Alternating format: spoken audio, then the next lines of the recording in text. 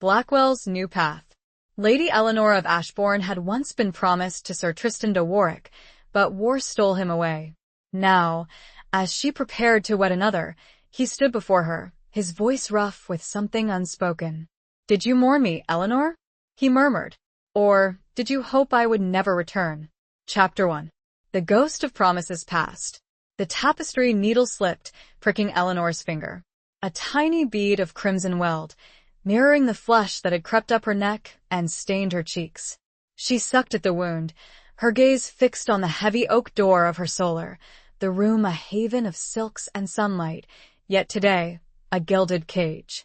It was not the needle that had caused her lapse in concentration, but the words, still echoing in the quiet chamber, delivered with the blunt force of a war hammer. "He is returned. Returned. Tristan. Sir Tristan de Warwick." The name, unspoken in her presence for 5 long years, now hung in the air, thick and suffocating as incense smoke. 5 years since the Battle of Lyonnesse, where he had been declared lost, swallowed by the earth and the chaos of war. 5 years since her heart had been ripped from her chest, leaving a hollow ache that even the prospect of a politically advantageous marriage could not entirely fill. She set the tapestry aside, the vibrant threads depicting a falcon in flight his falcon, a memory she'd foolishly clung to now seeming garish and mocking. The falcon had always been Tristan's emblem, a symbol of his swiftness, his keen sight, his untamed spirit. A spirit she had believed extinguished. Eleanor rose, her movements stiff, the fine linen of her kirtle rustling against the rushes strewn across the floor. The scent of lavender and rosemary, meant to soothe, only served to amplify the tremor in her hands. She crossed to the narrow window, the leaded glass distorting the view of the bustling courtyard below. Preparations for her wedding to Lord Beaumont, a man twice her age, but with lands bordering her father's, were in full swing. Banners snapped in the wind, bearing the Beaumont crest abore, rampant and aggressive. A stark contrast to the graceful falcon. She had resigned herself to this marriage. Lord Beaumont was adequate, kind, in his own gruff way, and certainly powerful.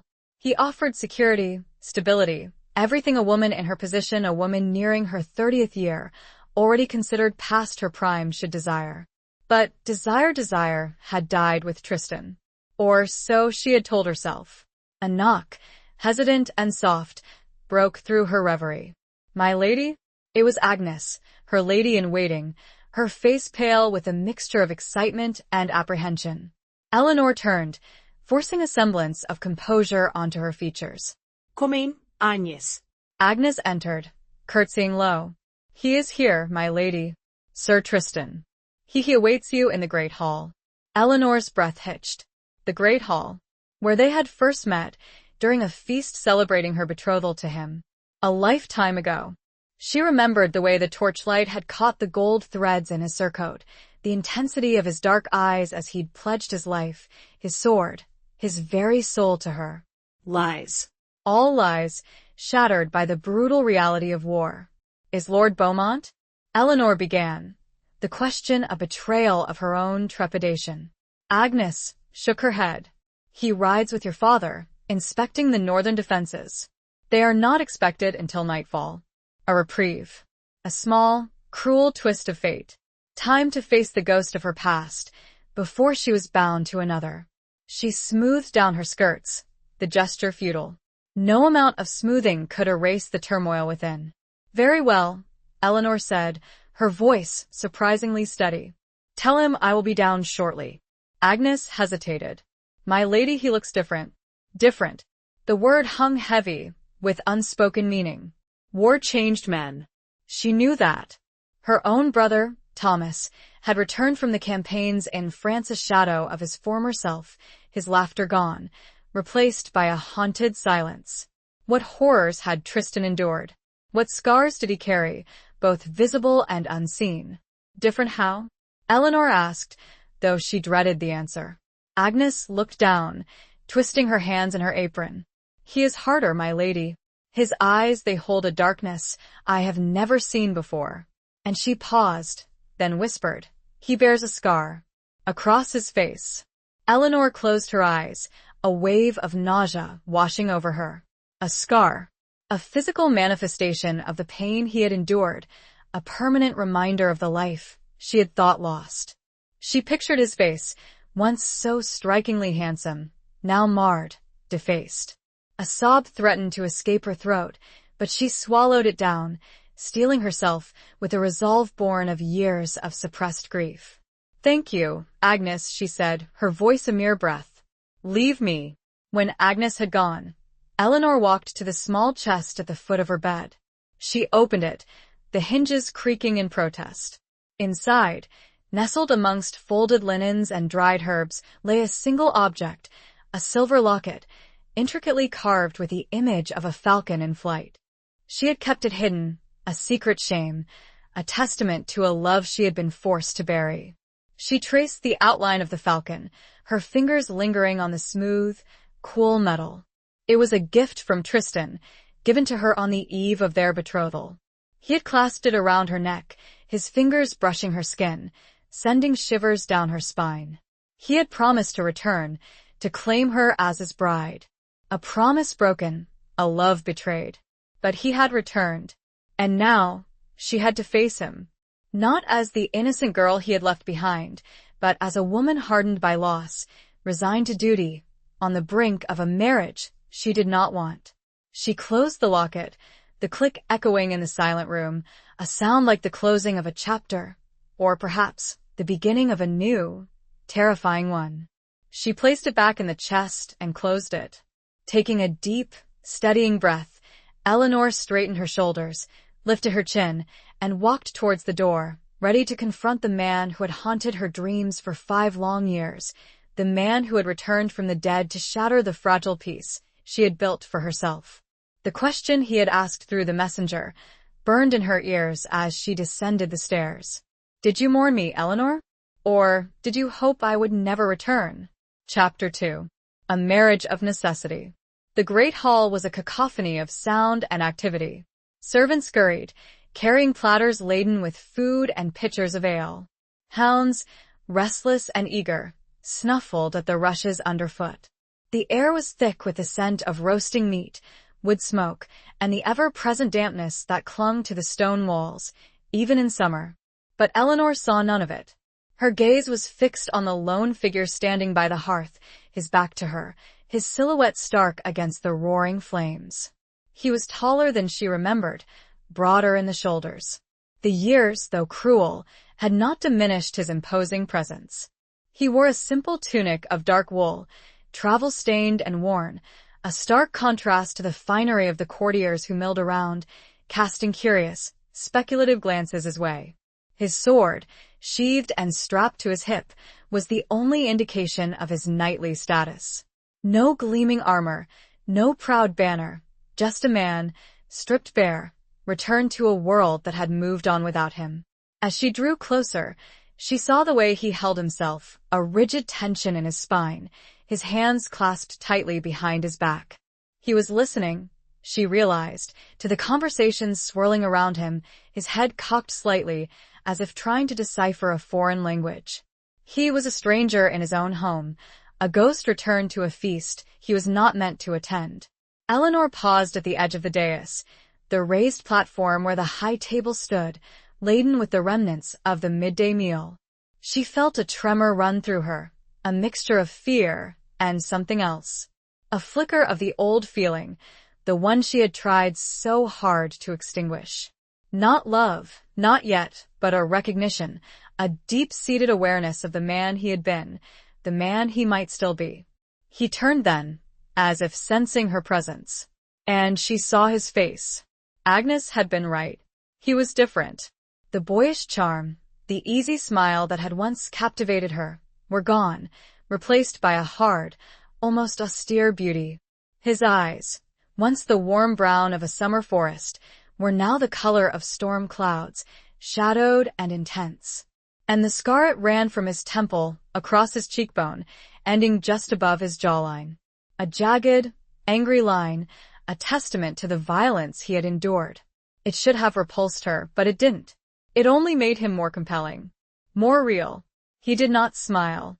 He simply looked at her, his gaze unwavering, searching. He was assessing her, she realized, just as she was assessing him. Seeing the changes time and circumstance had wrought. Seeing the woman she had become. "Eleanor," he said, his voice rough, as it had been through the messenger, a sound that resonated deep within her.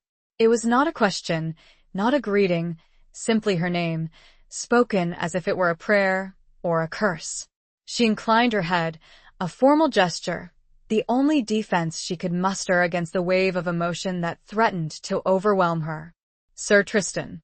The silence stretched, taut and heavy, filled with unspoken words, unasked questions. The courtiers around them seemed to fade into the background, their chatter muted, their presence insignificant. It was just the two of them, suspended in time, caught between the past and the present, bound by a broken promise and an uncertain future. "You are to be married," he said finally, the words flat, devoid of inflection. It was not a question, but a statement of fact. A fact that hung between them like a drawn sword. "Yes," she replied, her voice barely above a whisper. "To Lord Beaumont." He nodded, his gaze dropping to the floor, as if he could not bear to look at her. "A good match," he said, the words laced with a bitterness that surprised her. "He is powerful. He will protect you." Protect her? From what? From him? From the memory of what they had once shared? She wanted to ask, but the words caught in her throat. She could not bring herself to break the fragile truce that had settled between them. "He is kind," she said instead, the words sounding hollow even to her own ears. Tristan raised his head then, his eyes meeting hers once more. "Kindness is a rare commodity in this world, Eleanor. Cherish it." His words, spoken with such quiet intensity, sent a shiver down her spine. He was not speaking of Lord Beaumont, she realized. He was speaking of himself, of the kindness he had once offered her, the kindness that had been stolen by war and hardship. A servant approached, carrying a goblet of wine. He offered it to Tristan, who took it with a curt nod. He raised the goblet, not in a toast, but in a gesture of what? Resignation? Acceptance? "To your happiness, Eleanor," he said, his voice low, almost inaudible. "May your marriage bring you all that you desire."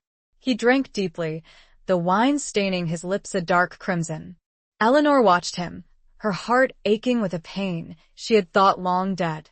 He was offering her a blessing, a release from the vow that had bound them. He was giving her permission to move on, to find happiness with another. But all she felt was a profound sense of loss. The sound of approaching footsteps broke the spell. Lord Beaumont, his face flushed with exertion, strode into the great hall, her father, Lord Ashbourne, at his side. They stopped when they saw Tristan, their expressions a mixture of surprise and displeasure. Lord Beaumont, a large, imposing man with a booming voice, recovered first. "Sir Tristan," he said, his tone wary. "We had heard rumors of your return. A surprise, to be sure." Tristan inclined his head, a gesture of respect, but his eyes remained fixed on Eleanor. "My lord," he said, his voice devoid of emotion. Lord Ashbourne, a man of smaller stature, but with a commanding presence, stepped forward. "Tristan," he said, his voice surprisingly gentle. "We believed you dead. My daughter, she has mourned you." Eleanor felt her cheeks burn with shame. Her father had spoken the truth, but it was a truth she had tried to hide, even from herself. Tristan's gaze flickered to Lord Ashbourne, then back to Eleanor. He said nothing. He simply looked at her, his eyes filled with a question she could not answer. A question that echoed the one he'd had the messenger deliver. Lord Beaumont, sensing the tension, cleared his throat. "We are to be wed in 3 days' time, Sir Tristan," he said, his voice firm, possessive. "The preparations are well underway." Tristan nodded, his expression unreadable. "I wish you both well," he said, the words sounding formal, hollow. He turned to leave, his movements stiff, his back ramrod straight. He paused at the door, his hand resting on the hilt of his sword. He looked back at Eleanor one last time. "I came to pay my respects," he said, his voice low, barely audible above the din of the hall. and to return something that belongs to you. He reached inside his tunic and pulled out a small leather pouch. He tossed it to her, the movement swift and unexpected. Eleanor caught the pouch, her fingers closing around the soft leather. She knew without looking what it contained. The falcon. His falcon. He turned and walked away, disappearing into the shadows of the corridor. Leaving her standing there, in the midst of the bustling great hall, her heart pounding, her future uncertain, the weight of a broken promise heavy in her hand. She opened the pouch to find not the falcon, but a small, dried blue flower pressed between two pieces of parchment. A flower they had found together in a field long ago. Chapter 3. The Scars of War. The flower, a faded forget-me-not, crumbled slightly in Eleanor's trembling fingers. Its delicate scent, faint but unmistakable, transported her back to a sun-drenched meadow, a lifetime ago. She remembered the day vividly.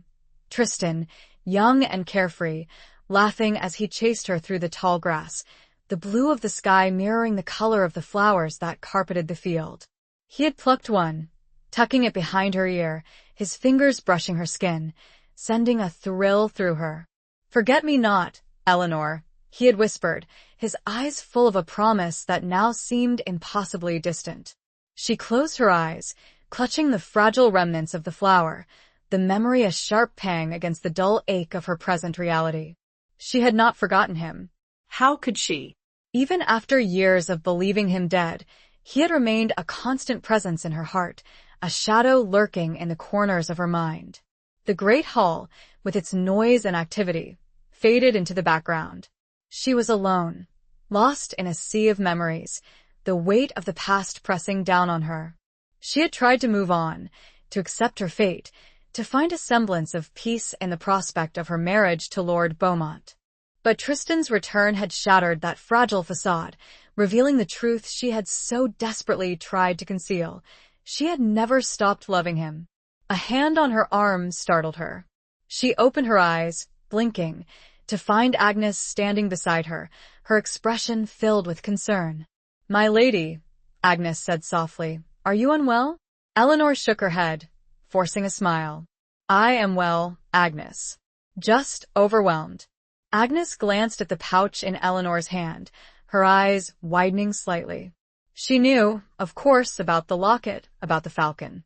She had been Eleanor's confidant, her silent witness to years of suppressed grief.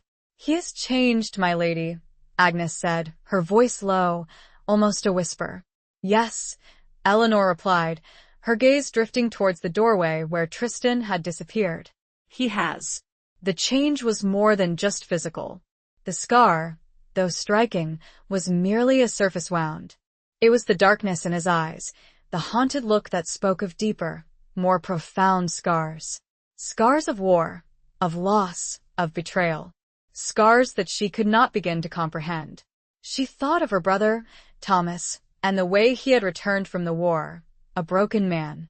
He had never spoken of what he had seen, what he had done, but the horrors were etched on his face, in the hollows of his eyes, in the tremor of his hands.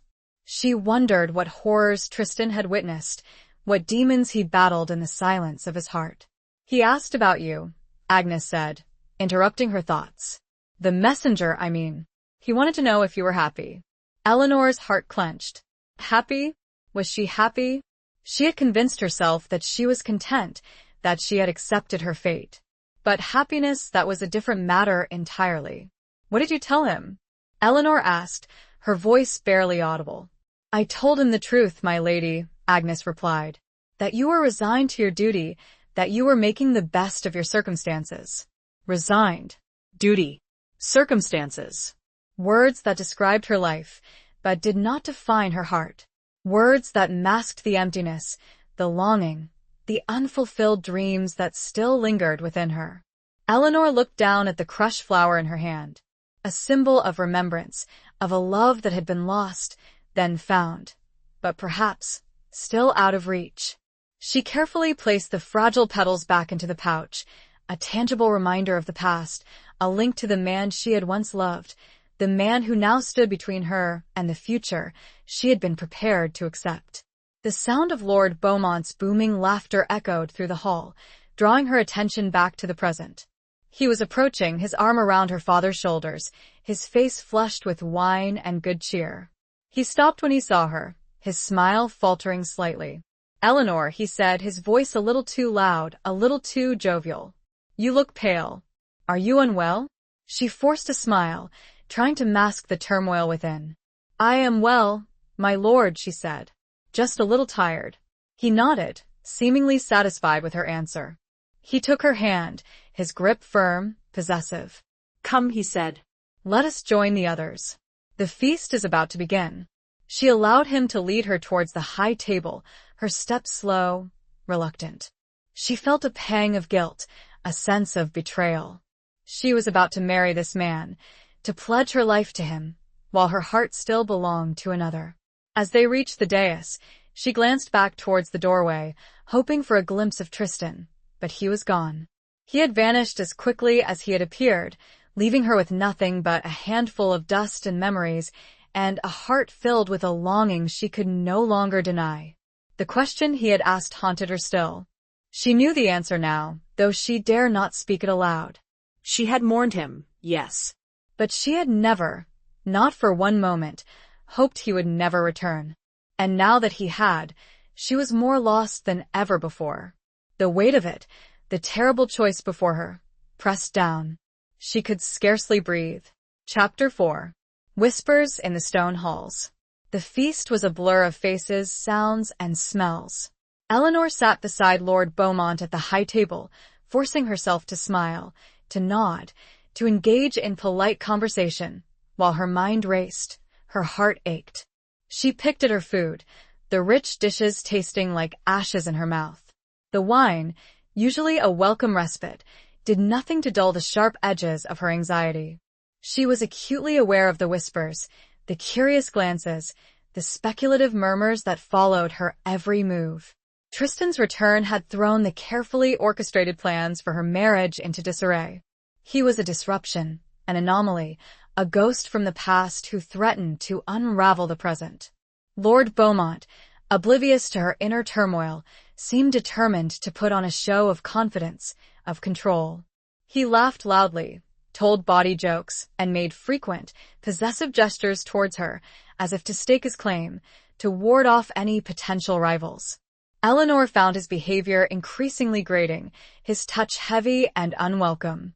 She longed for escape, for a moment of solitude, but she was trapped, a prisoner of her own circumstances. She was Lady Eleanor of Ashbourne, a pawn in the game of power and politics, her fate determined by the whims of men and the dictates of duty. As the evening wore on, the conversation turned, inevitably, to Tristan. He fought bravely at Lyonesse, Lord Ashbourne said, his voice tinged with a mixture of pride and regret. He was one of my best knights. I truly believed him dead. A miracle, his return, another lord commented, his tone skeptical. 5 years, a long time to be lost. He was held captive, a voice interjected. It was Sir Thomas, Eleanor's brother, his face pale and drawn. He told me, by a rogue band of mercenaries. He endured unspeakable things. Eleanor's breath caught in her throat. Captive. Unspeakable things. The words painted a picture of horror, of suffering, of a man pushed to the very limits of his endurance. She thought of the scar on his face, the darkness in his eyes, and a wave of compassion washed over her. He is changed, Lord Beaumont said, his voice tight with disapproval. Hardened. Not the man he once was. War changes all men, my lord, Thomas replied, his voice sharp. It leaves its mark. Indeed, Lord Ashbourne agreed. But Tristan, he carries a burden, a weight that is difficult to bear. Eleanor felt a surge of anger towards Lord Beaumont. He spoke of Tristan with such disdain, such a lack of understanding. He saw only the surface, the outward appearance, the broken man. He did not see the strength, the resilience, the courage that lay beneath. She wanted to defend Tristan, to speak of his honor, his loyalty, his kindness, but she knew she could not. She was betrothed to another. Her words would be seen as a betrayal. She was trapped in a web of silence, forced to listen as others dissected and judged the man she loved. As the evening drew to a close, Eleanor excused herself, pleading a headache. Lord Beaumont, reluctantly, let her go, his hand lingering on her arm a moment too long. She escaped to the relative quiet of the castle gardens, seeking solace in the cool night air. The gardens were a haven of peace, a world away from the noise and the stifling atmosphere of the great hall. The scent of roses and jasmine filled the air, the moon casting long, silvery shadows across the manicured lawns. She wandered aimlessly, her thoughts a tangled mess of emotions. She found herself drawn to a small, secluded alcove, hidden behind a wall of climbing roses.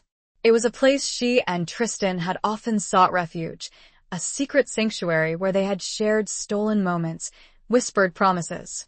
She sat on a stone bench, the cold seeping through her gown, and closed her eyes, trying to conjure his image, the memory of his touch, the sound of his voice. But all she saw was the scar, the darkness, the pain that had etched itself onto his face. A rustle in the bushes startled her. She opened her eyes, her heart pounding, to see a figure emerge from the shadows. It was Tristan. He stood before her, his face hidden in the darkness, his body tense, uncertain. He did not speak, did not move, simply waited. Tristan, she whispered, her voice trembling. He took a step closer, his eyes glinting in the moonlight. I saw you leave, he said, his voice low, rough. I needed to speak with you. She nodded, her throat tight with emotion. She wanted to ask him about his captivity, about the horrors he had endured, but the words would not come. She could only look at him, her heart aching with a mixture of sorrow and longing. I did mourn you, Eleanor, he stated, answering the silent question before, and another, newer one. He said it plainly, with no embellishment. And you, she confessed. I never stopped. He closed the distance between them then, his hand reaching out to touch her cheek, his fingers tracing the line of her jaw. His touch was gentle, hesitant, as if he were afraid of breaking her. I know, he whispered. I saw it in your eyes. He leaned closer, his breath warm on her skin. For a moment, she thought he was going to kiss her, and she realized, with a jolt of surprise, that she wanted him to.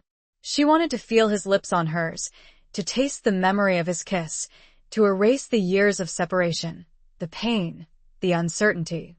But he did not kiss her. He pulled back, his hand dropping to his side. I cannot, he said, his voice filled with a regret so profound, it mirrored her own. And in that moment, as the moonlight silvered the tears on his face, leaving tracks adjacent to the harsh lines of his scar, she knew. The oath he had forsaken was not just to her. It was to another. He was bound. And the knowledge was a fresh wound, deeper than any she had borne before. It was hopeless. He had returned, but he was not hers to have. Chapter 5. The Falcon's Flight. The revelation hung between them, heavy and suffocating as the humid night air. Eleanor felt a chill despite the warmth of the evening, a cold dread seeping into her bones. He was bound. To another. The words echoed in her mind, shattering any lingering hope, any foolish fantasy of a second chance. She wanted to ask him about it, to demand details, to rage against the unfairness of it all. But she knew she had no right. She was betrothed to another, her fate sealed. And he had made his choice, taken his vows, long before he had returned to Ashbourne. Who? She whispered, the word a broken plea, a desperate attempt to understand the pain that was tearing her apart.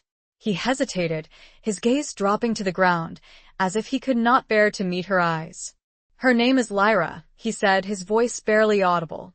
She saved my life. Saved his life. The words were a knife to Eleanor's heart. She could not compete with that. She could not begrudge a woman who had rescued him from the brink of death, who had nursed him back to health, who had offered him comfort and solace in a time of unimaginable suffering. She is noble? Eleanor asked, the question laced with a bitterness she could not disguise. He shook his head. No. She is a healer, a woman of the forest. She lives a simple life, far from the courts and the castles. A healer, a woman of the forest. The image that formed in Eleanor's mind was a stark contrast to her own. A woman of earthy beauty, of untamed spirit, of practical skills and quiet strength. A woman who had shared his suffering, who understood the darkness he carried within. A woman who had earned his loyalty, his gratitude, his love. Eleanor felt a wave of shame wash over her. She had been jealous, resentful, of a woman she did not even know, a woman who had done nothing but good. She had allowed her own pain, her own sense of loss, to blind her to the truth. "I understand," she said, her voice flat, devoid of emotion. It was a lie, of course. She did not understand. She could not comprehend how he could have chosen another, how he could have forgotten the vows they had made, the love they had shared. But she knew she had to accept it. She had to let him go. He raised his head then, his eyes meeting hers, filled with a pain that mirrored her own. "I did not forget you, Eleanor," he said, his voice rough with emotion. "Not for a single moment. But I had made a promise. An oath. To protect her, to honor her, to be her husband. An oath." The word resonated with a power that transcended all others. In their world, an oath was sacred, unbreakable, a bond that tied a man to his word, to his honor. She knew that Tristan would never break his oath, no matter the cost. "I am sorry," he whispered, his voice breaking. "I never meant to hurt you." She shook her head, tears streaming down her face. "It is not your fault," she said. "It is fate. Circumstance. The cruelty of this world." They stood there, in the silence of the garden, the moonlight casting long, mournful shadows around them. The scent of roses, once a symbol of their love, now seemed to mock them, a reminder of what they had lost, what they could never have. A sudden noise, the snapping of a twig, broke the spell. They both turned, startled, to see a figure emerge from the darkness. It was Thomas, Eleanor's brother, his face grim. "Eleanor," he said, his voice sharp. "You should not be here." With him. Tristan stepped forward, his hand instinctively moving to the hilt of his sword. "I meant no harm," he said, his voice tight with tension. Thomas ignored him, his gaze fixed on Eleanor. "Lord Beaumont is looking for you," he said. "He is displeased." Eleanor felt a surge of defiance. She was tired of being controlled, of being told what to do, of being forced to conform to the expectations of others. She wanted to scream, to rage, to defy the world that had conspired to keep them apart. But she knew she could not. She had a duty, a responsibility, to her family, to her people. She could not risk scandal, could not bring shame upon her house. "I am coming," she said, her voice weary. She turned to Tristan, her eyes meeting his one last time. "Goodbye, Tristan," she whispered. "May the gods be with you." She turned and walked away, her step slow and heavy, her heart breaking with each step. She did not look back, did not dare to see the pain in his eyes, the anguish that mirrored her own. As she reached the castle walls, she heard the sound of a falcon's cry, high above. She looked up, shielding her eyes from the moonlight, and saw the bird circling overhead, its wings silhouetted against the vast expanse of the night sky. It was his falcon, she knew, the one he had trained, the one that had been his constant companion. The bird soared, then swooped, disappearing into the darkness beyond the castle walls.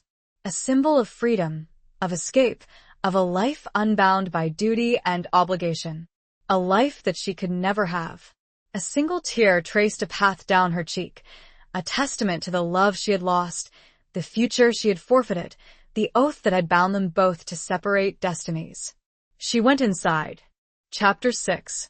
Beneath a sky of treachery. The days leading up to the wedding were a torment. Eleanor moved through the preparations like a ghost, her body present, her spirit elsewhere. She endured the fittings, the feasts, the endless stream of well-wishers, her smile a brittle mask, her heart a hollow ache.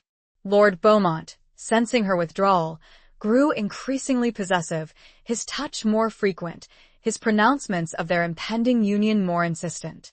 He seemed determined to remind her, and everyone else, that she was his, that her fate was sealed. Eleanor found herself avoiding him, seeking refuge in the quiet corners of the castle, in the company of Agnes, in the solace of her own thoughts. She spent hours in the chapel, praying for strength, for guidance, for a way out of the impossible situation she found herself in. But the answers she sought remained elusive, the gods silent, her future bleak. Tristan, she knew, was still at Ashbourne. He had not left, as she had expected, as she had hoped. He remained a presence, a shadow, a constant reminder of what she had lost, what she could never have. She saw him occasionally, from a distance, across the courtyard, in the great hall, always surrounded by others, never alone. He never approached her, never spoke to her, but she felt his gaze upon her, a silent communication, a shared understanding of the pain that bound them. One afternoon, while walking in the gardens, she saw him training with the other knights. He moved with a grace and power that belied his injuries, his swordsmanship honed by years of battle. He fought with a ferocity, a desperation, as if trying to exorcise the demons that haunted him. She watched him, hidden behind a hedge of roses, her heart aching with a mixture of longing and despair. She saw the scar on his face, the darkness in his eyes, the lines of pain etched around his mouth. And she realized that he was suffering just as much as she was. He was trapped, just as she was, bound by an oath, by a sense of duty, by the expectations of a world that cared little for individual happiness. He was a knight, a warrior, a man of honor, and he would not break his word, no matter the cost. As she watched him, she noticed a group of men standing apart, observing him with a mixture of suspicion and hostility. They were Lord Beaumont's men, she realized, his loyal retainers, his eyes and ears within the castle walls. They were watching Tristan, assessing him, judging him, perhaps even plotting against him. A sense of unease settled over her. She knew that Lord Beaumont was jealous of Tristan, resentful of his presence, threatened by the lingering connection between them. He would not hesitate to use his power, his influence, to eliminate any perceived threat to his authority, to his marriage. She had to warn Tristan. She had to tell him to leave, to escape before it was too late. But she knew she could not approach him directly. She was being watched, her every move scrutinized. Any contact between them would be seen as a betrayal, a provocation. She decided to send Agnes, her trusted confidant, with a message. She wrote a brief note, warning Tristan of the danger, urging him to leave Ashbourne for his own safety. She sealed it with her signet ring, a symbol of her authority, a plea for him to heed her warning. That evening, as the sun began to set, casting long shadows across the courtyard, she saw Tristan walking alone towards the stables. It was her chance. She slipped away from the others unnoticed and intercepted Agnes, handing her the note, whispering instructions. Agnes nodded, her expression grave. She understood the urgency, the danger, the unspoken plea that lay beneath the surface of the words. She took the note, concealing it in her sleeve, and hurried towards the stables. Eleanor watched her go, her heart pounding with a mixture of hope and fear. She had done all she could. She had warned him. Now it was up to him. She waited, hidden in the shadows of a doorway, watching the stables, her senses on high alert. She saw Agnes approach Tristan, speak to him briefly, hand him the note. She saw him read it, his expression changing from surprise to concern to a grim determination. He nodded, his gaze sweeping the courtyard, as if searching for her. Their eyes met, for a fleeting moment, across the distance. He gave a slight bow, a silent acknowledgement, a promise. Then, he turned and disappeared into the stables. Eleanor let out a sigh of relief, a tension she had been holding for days finally easing. He had understood. He would leave. He would be safe. But as she turned to go back inside, she saw a figure emerge from the shadows, blocking her path. It was Lord Beaumont, his face dark with anger, his eyes blazing with fury. "Where have you been?" he demanded, his voice a low growl. "And what were you doing with that traitor?" Traitor. The word hung in the air, heavy with accusation, with menace. She had been betrayed. Someone had seen her, had told him. She was caught, her secret exposed, her actions misinterpreted. The sky above, once a vibrant canvas of sunset hues, had turned a menacing shade of gray, the clouds gathering, threatening a storm. It was a reflection of the turmoil within her, the danger that now loomed, the treachery that lay beneath the surface of her carefully constructed world. She was not safe. And neither, she feared, was Tristan. Chapter 7. The Price of Honor. Eleanor faced Lord Beaumont's fury, her heart pounding against her ribs like a trapped bird. She had been foolish, reckless, to think she could outmaneuver him, to believe that her actions would go unnoticed. "I was merely speaking with Agnes," she said, trying to keep her voice steady, her tone neutral. "We were discussing the wedding preparations." It was a lie, a flimsy fabrication, and she knew it. Lord Beaumont did not believe her. His eyes narrowed, his gaze piercing, as if he could see through her deception, into the depths of her guilt. "Do not lie to me, Eleanor," he said, his voice low and dangerous. "I know what you were doing. You were sending a message to that night." He spat the word out like a curse. She remained silent, her gaze fixed on his, refusing to be intimidated, refusing to show fear. She had made her choice. She had acted out of love, out of loyalty, and she would not apologize for it. "He is a threat," Lord Beaumont continued, his voice rising in anger. "A danger to us all. He should have died at Lyonesse. He should never have returned." Eleanor flinched at his words, the cruelty of them striking her like a physical blow. She wanted to defend Tristan, to tell Beaumont that he was wrong, that he did not understand the man he was condemning. But she knew it was futile. Her words would only fuel his rage, his suspicion. "He means nothing to me," she said instead, her voice flat, devoid of emotion. It was another lie, a bigger one, but she had to protect Tristan, even if it meant sacrificing her own integrity. Lord Beaumont studied her for a moment, his eyes searching hers, as if trying to gauge the truth of her words. He seemed unconvinced, but he chose to let it pass, for the moment. "See that it stays that way," he said, his voice still harsh, but with a hint of warning. "Our wedding is in 2 days. I will not tolerate any further indiscretions." He turned and walked away, leaving her standing there, shaken and trembling. She had escaped his wrath for now, but she knew she was walking on thin ice. One wrong move, one hint of defiance, and she would face the consequences. She returned to her chambers, her mind racing, her heart heavy with dread. She had to find a way to protect Tristan, to ensure his safety. But how? She was trapped, a prisoner of her own circumstances, surrounded by enemies, with no one to turn to. Agnes returned, her face pale and worried. "He is gone, my lady," she said, her voice a whisper. "He left immediately after reading your note. But I fear he was followed." Followed. Eleanor's worst fears confirmed.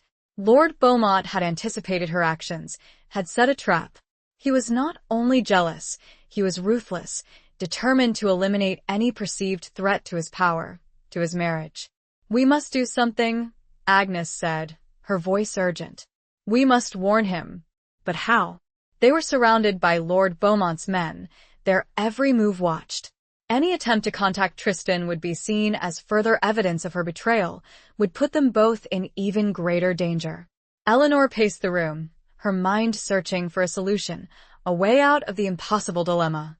She thought of her father, Lord Ashbourne, but she knew he would not intervene.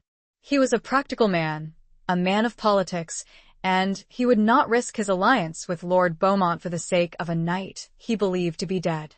She thought of Thomas, her brother, but he was too closely aligned with Lord Beaumont, too easily swayed by his influence.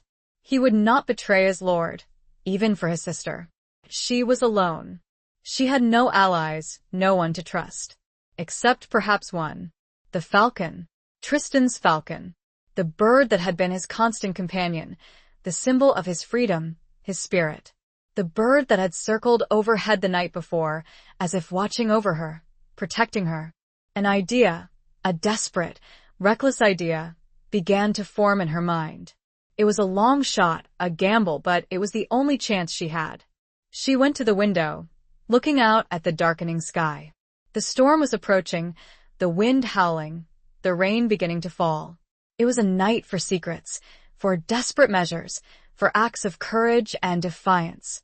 She called for a quill and parchment, then for her falconry glove. It was time to send a message of her own. A message carried not by words, but by the flight of a bird. A message that, with luck and the gods' grace, would reach Tristan before it was too late. She knew the risks. She knew the price of failure. But she had to try. She had to do everything in her power to save the man she loved, even if it meant sacrificing her own honor, her own future. She sent the bird with a scrap of parchment tied to its leg with a simple message. Flee. They hunt you. Chapter 8. A Dance of Shadows. The falcon, a swift, powerful peregrine named Shadow, launched from Eleanor's gloved hand, disappearing into the storm-tossed sky. She watched its ascent, her heart a knot of anxiety and hope, the wind whipping her hair around her face, the rain plastering her gown to her body. It was a desperate gamble, sending the bird into such weather, but she had no other choice. She returned to her chambers, drenched and shivering, her mind racing. She had to act quickly, to create a diversion, to buy Tristan time. Lord Beaumont would soon realize that the falcon was gone, that she had to fight him again. He would be furious, perhaps even violent. She changed into a dry gown, a simple, dark garment, one that would allow her to move freely, unnoticed. She packed a small bag, containing a few essential items, a cloak, a knife, a pouch of coins, some dried food. She had no clear plan, no destination in mind, but she knew she could not stay at Ashbourne. She was no longer safe there. Agnes, her loyal companion, watched her preparations, her eyes filled with fear and understanding. "What are you going to do, my lady?" she asked, her voice trembling. "I do not know," Eleanor replied, her voice weary. "But I cannot stay here. I cannot let him be captured, killed." She knew she was risking everything, her reputation, her security, perhaps even her life. But she could not stand idly by while Tristan was hunted down like an animal. She had to do something, anything, to help him. As she finished packing, a knock on the door startled her. She exchanged a look with Agnes, their hearts pounding with dread. It was too soon for Lord Beaumont. Who could it be? Agnes cautiously opened the door, revealing a figure standing in the dimly lit corridor. It was Thomas, Eleanor's brother, his face pale and drawn, his eyes filled with a mixture of confusion and concern. "Eleanor," he said, his voice hesitant. "I need to speak with you. It is about Tristan." Eleanor felt a surge of hope. Perhaps Thomas had finally seen the truth, had realized the injustice of Lord Beaumont's actions. Perhaps he was willing to help, to betray his lord for the sake of his sister. "Come in, Thomas," she said, her voice calm, despite the turmoil within. "Tell me what you know." Thomas entered the room, closing the door behind him. He looked at Agnes, then back at Eleanor, his expression uncertain. "I overheard Lord Beaumont speaking with his men," he said, his voice low. "They are planning to capture Tristan. Tonight. They believe he is a spy, a traitor, working for the French." A spy. A traitor. The accusations were absurd, ridiculous, but Eleanor knew that Lord Beaumont was desperate, willing to use any means necessary to eliminate Tristan. "They are going to ambush him," Thomas continued, his voice trembling. "Near the old mill, by the river. They plan to kill him." The old mill. Eleanor knew the place well. It was a secluded spot, far from the castle, a perfect location for an ambush. Tristan would have no chance of escape. "We must warn him," Eleanor said, her voice urgent. "We must go to him." Thomas shook his head. "It is too late," he said. "They have already left." "And I cannot go against Lord Beaumont. I have sworn an oath to him." An oath. The word echoed in the room, a reminder of the constraints, the obligations, the loyalties that bound them all. Thomas, despite his concern for his sister, for Tristan, could not break his vow. He was trapped, just as they all were. Eleanor felt a surge of despair. She had failed. She had been too slow, too trusting, too naive. Tristan was walking into a trap, and she was powerless to stop it. But then, she remembered the falcon. Shadow. The bird she had sent, carrying her desperate message. Perhaps it had reached him in time. Perhaps he had heeded her warning, had escaped the ambush. There was still a chance. A slim, fragile chance, but a chance nonetheless. She had to believe that. She had to hold on to that hope, even as the darkness closed in around her. "Thank you, Thomas," she said, her voice calm, despite the turmoil within. "You have done all you can." Thomas looked at her, his eyes filled with regret and a hint of admiration. He knew she was planning something, that she would not give up, even in the face of impossible odds. He opened his mouth to speak, but then hesitated, closing it again. He simply nodded, turned, and left the room. Eleanor watched him go, her heart heavy with a mixture of gratitude and sorrow. He had tried, in his own way, to help. But it was not enough. She turned to Agnes, her eyes filled with determination. "We're going to the old mill," she said, her voice firm. "We may be too late to warn him, but we can at least be there. We can witness what happens. And perhaps we can find a way to help." She took a deep breath. "If he lives," she added in barely a whisper, "he will need us." It was all the plan she had. Chapter 9. The Serpent's Kiss. The journey to the old mill was a treacherous one. The storm raged, the wind howling like a banshee, the rain lashing down, turning the path into a muddy quagmire. Eleanor and Agnes, cloaked and hooded, struggled against the elements, their progress slow and arduous. They moved through the shadows, avoiding the main roads, fearful of encountering Lord Beaumont's men. Eleanor's mind raced, her heart pounding with a mixture of fear and determination. She had to reach Tristan, to warn him, to help him, even if it meant risking her own life. She clung to the hope that Shadow had reached him in time, that he had heeded her warning, that he had escaped the trap. But doubt gnawed at her, whispering insidious suggestions of failure, of loss, of a future without him. As they neared the mill, they heard the sounds of fighting, the clash of steel, the shouts of men, the screams of pain. Eleanor's blood ran cold. The ambush had begun. They were too late. They crept closer, hidden behind a thicket of trees, their eyes straining to see through the darkness and the rain. The scene that unfolded before them was one of chaos and violence. Tristan, surrounded by Lord Beaumont's men, fought with the ferocity of a cornered lion. He wielded his sword with skill and power, his movements swift and deadly, but he was outnumbered, overwhelmed. He had been wounded, she saw, his left arm hanging limp, blood staining his tunic. Lord Beaumont stood apart, watching the fight with a cold, calculating expression, his face illuminated by the flickering light of torches. He was enjoying this, Eleanor realized, the spectacle of Tristan's suffering, his imminent demise. He was a cruel, vindictive man, and he would not rest until he had eliminated his rival, his perceived threat. Eleanor felt a surge of rage, of hatred, towards Lord Beaumont. She wanted to rush out, to confront him, to stop the slaughter. But she knew it was futile. She was unarmed, outnumbered, and she would only be captured, killed. She watched in horror as Tristan stumbled, his strength failing, his movement slowing. One of Lord Beaumont's men lunged forward, his sword raised, ready to deliver the final blow. Eleanor screamed, a desperate, primal cry that echoed through the storm. Tristan turned, his eyes meeting hers, across the distance. He saw her, recognized her, and a flicker of surprise, of concern, crossed his face. But it was too late. The sword came down, striking him in the chest. He staggered, his body twisting, and fell to the ground, his sword clattering on the stones. Eleanor felt a sharp, searing pain, as if the sword had pierced her own heart.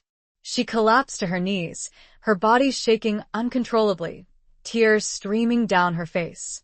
He was dead. Tristan was dead. And she had failed to save him. Agnes, her face ashen, knelt beside her, her arm around her, trying to offer comfort, but Eleanor was beyond consolation. Her world had shattered, her hopes dashed, her future a bleak, empty void.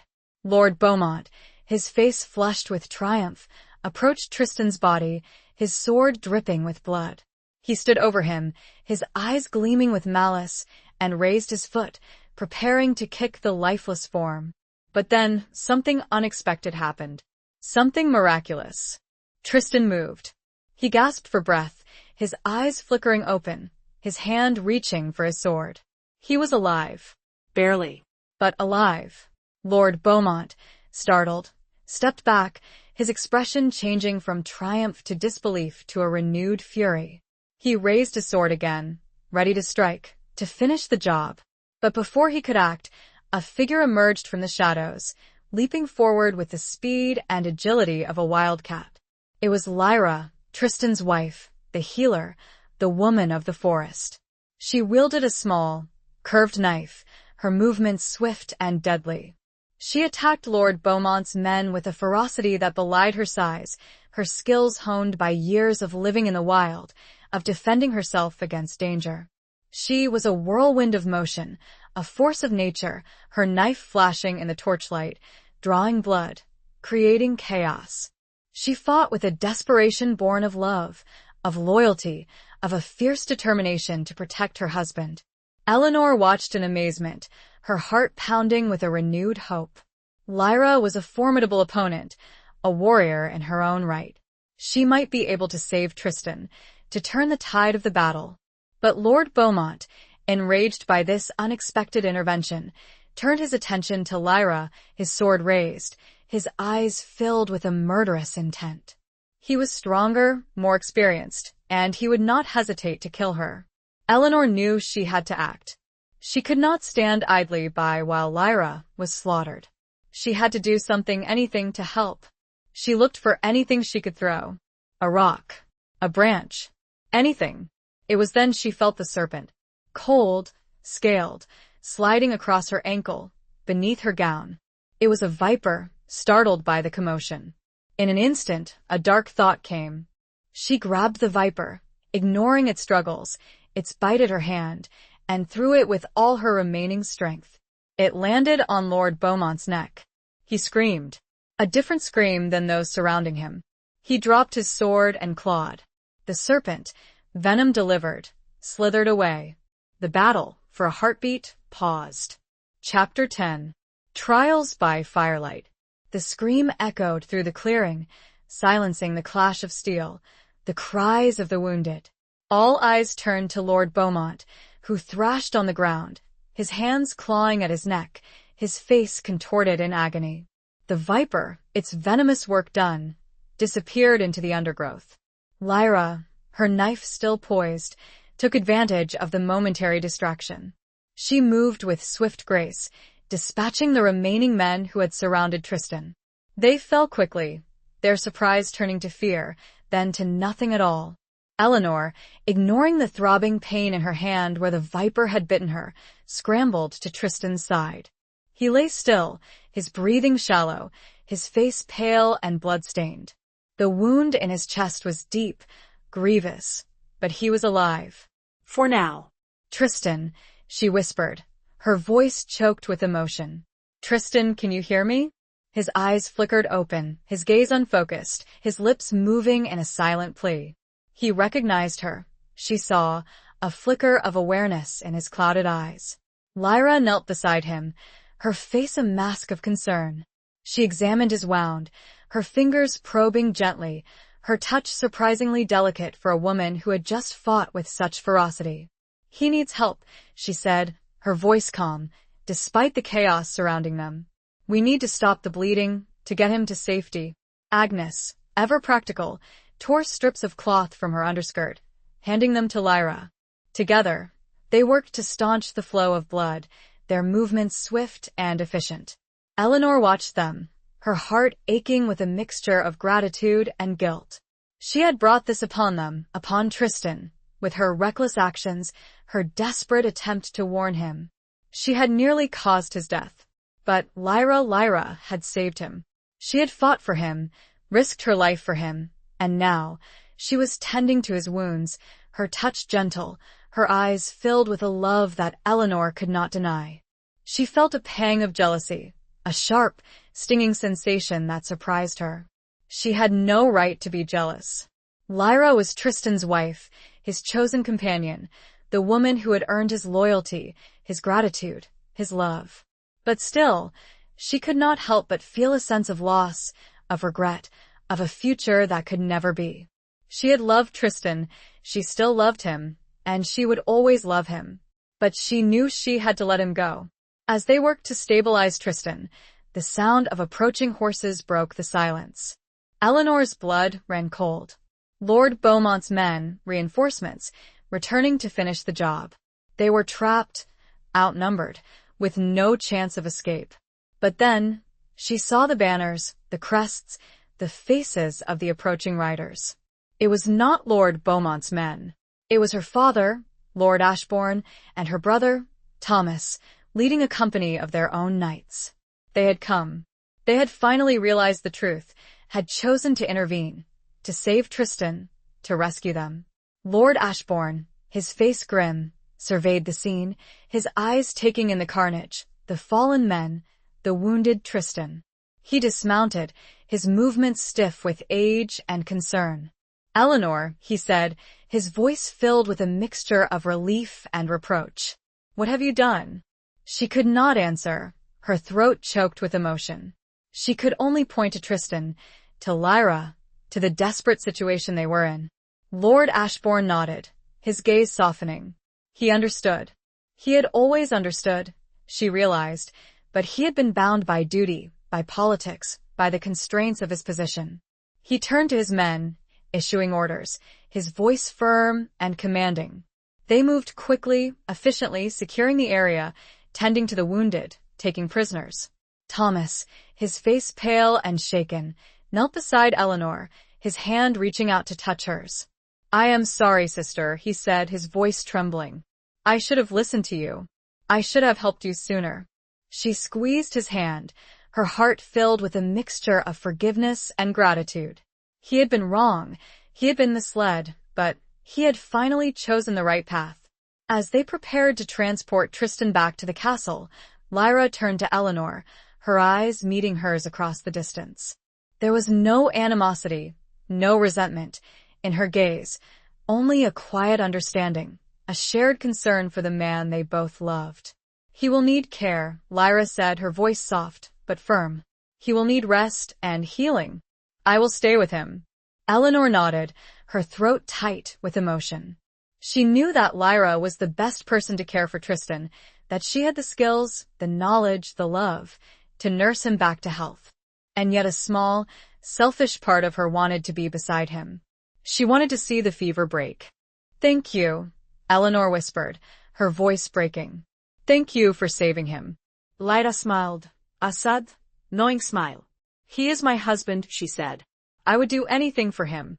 As they carried Tristan away, Eleanor looked back at the scene of the battle, the firelight illuminating the carnage, the devastation. The viper bite on her hand now felt minor compared to the deeper poisons at work. She had faced a trial by fire, a test of her courage, her loyalty, her love.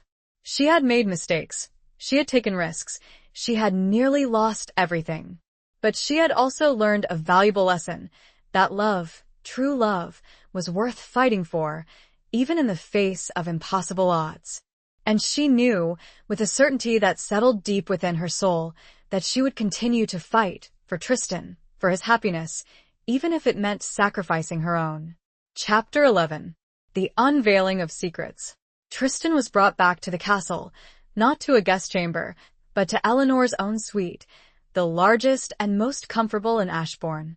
It was Lyra's decision, a gesture of trust, of respect, a recognition of the bond that still existed between Eleanor and Tristan, despite the circumstances.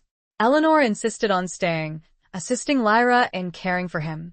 She could not bear to be away from him, to be denied the opportunity to tend to his wounds, to witness his recovery. Agnes, ever faithful, remained by her side, providing support and assistance. The days that followed were a blur of activity, of anxiety, of hope and despair. Tristan hovered between life and death, his fever raging, his body racked with pain. Lyra worked tirelessly, using her knowledge of herbs and healing to ease his suffering, to fight the infection that threatened to consume him. Eleanor watched her, marveling at her skill, her dedication, her unwavering love for Tristan. She saw the way Lyra touched him, her hands gentle and soothing, the way she spoke to him, her voice soft and reassuring, the way she looked at him, her eyes filled with a depth of emotion that Eleanor could only imagine. She realized that Lyra was not just a healer, she was a woman of extraordinary strength and compassion. She had saved Tristan's life, not once, but twice, and she had done so without hesitation, without thought for her own safety. Eleanor began to understand the bond between them, the connection that had been forged in the crucible of war and suffering.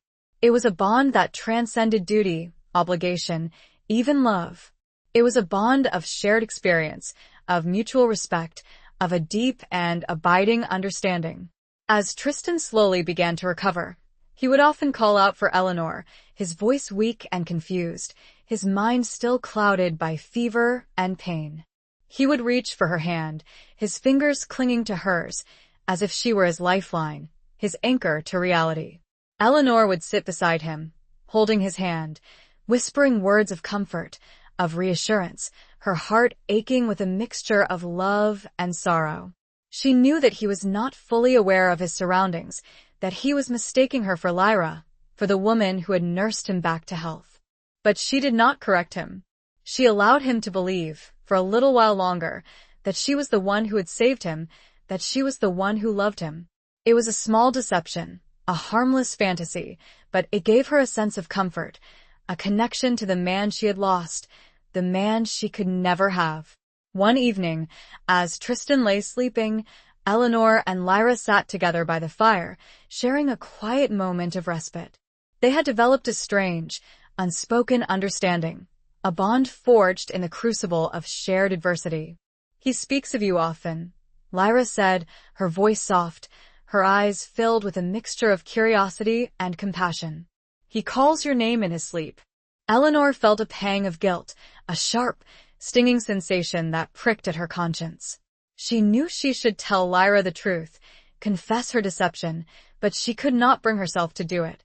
"He is confused," she said instead, her voice evasive. "He is still recovering."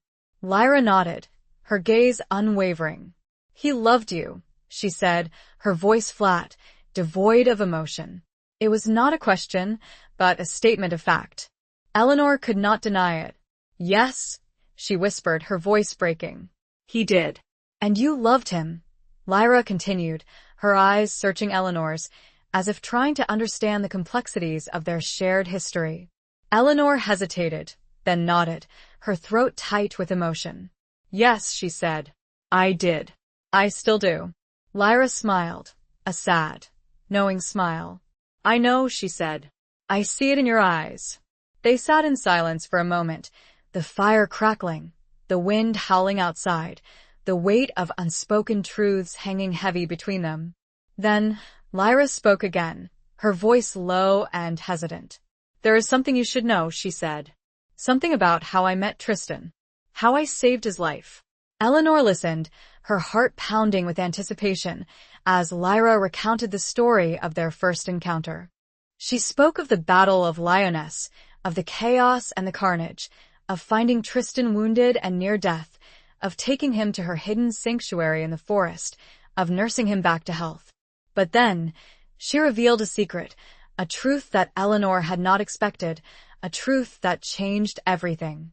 "He was not alone," Lyra said, her voice trembling. "There was another, a woman.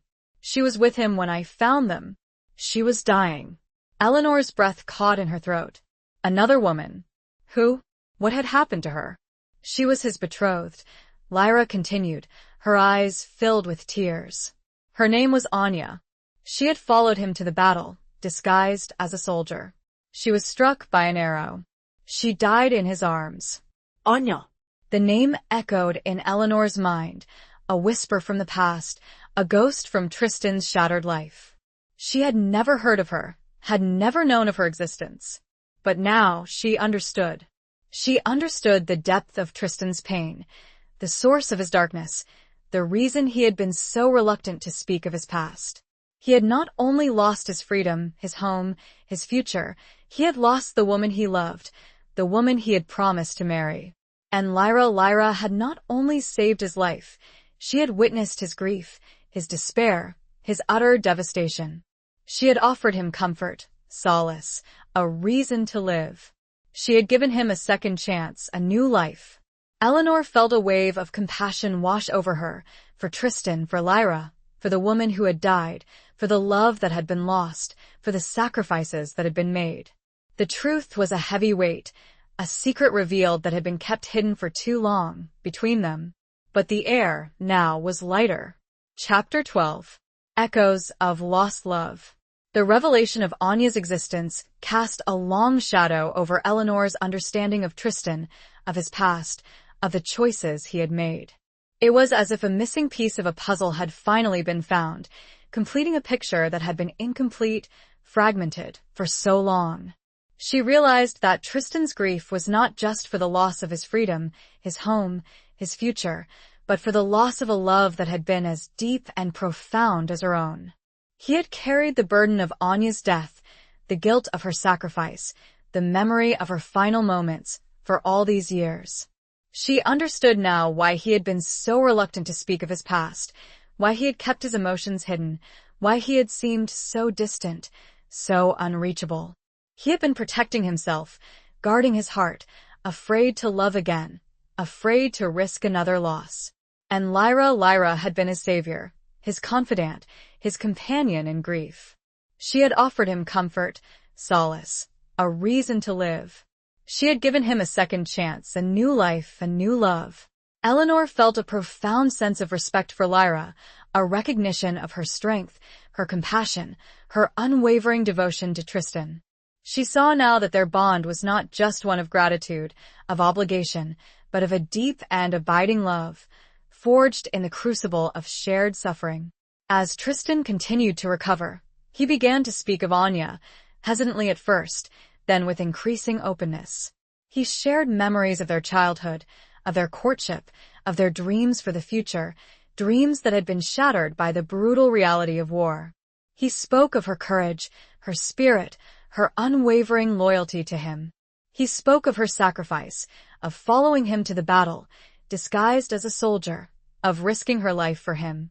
He spoke of her death, of holding her in his arms as she drew her last breath, of the promise he had made to her, to honor her memory, to live a life worthy of her sacrifice.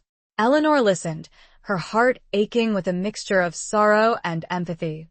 She understood his pain, his grief, his sense of loss. She had experienced a similar loss, a similar heartbreak, when she had believed him dead.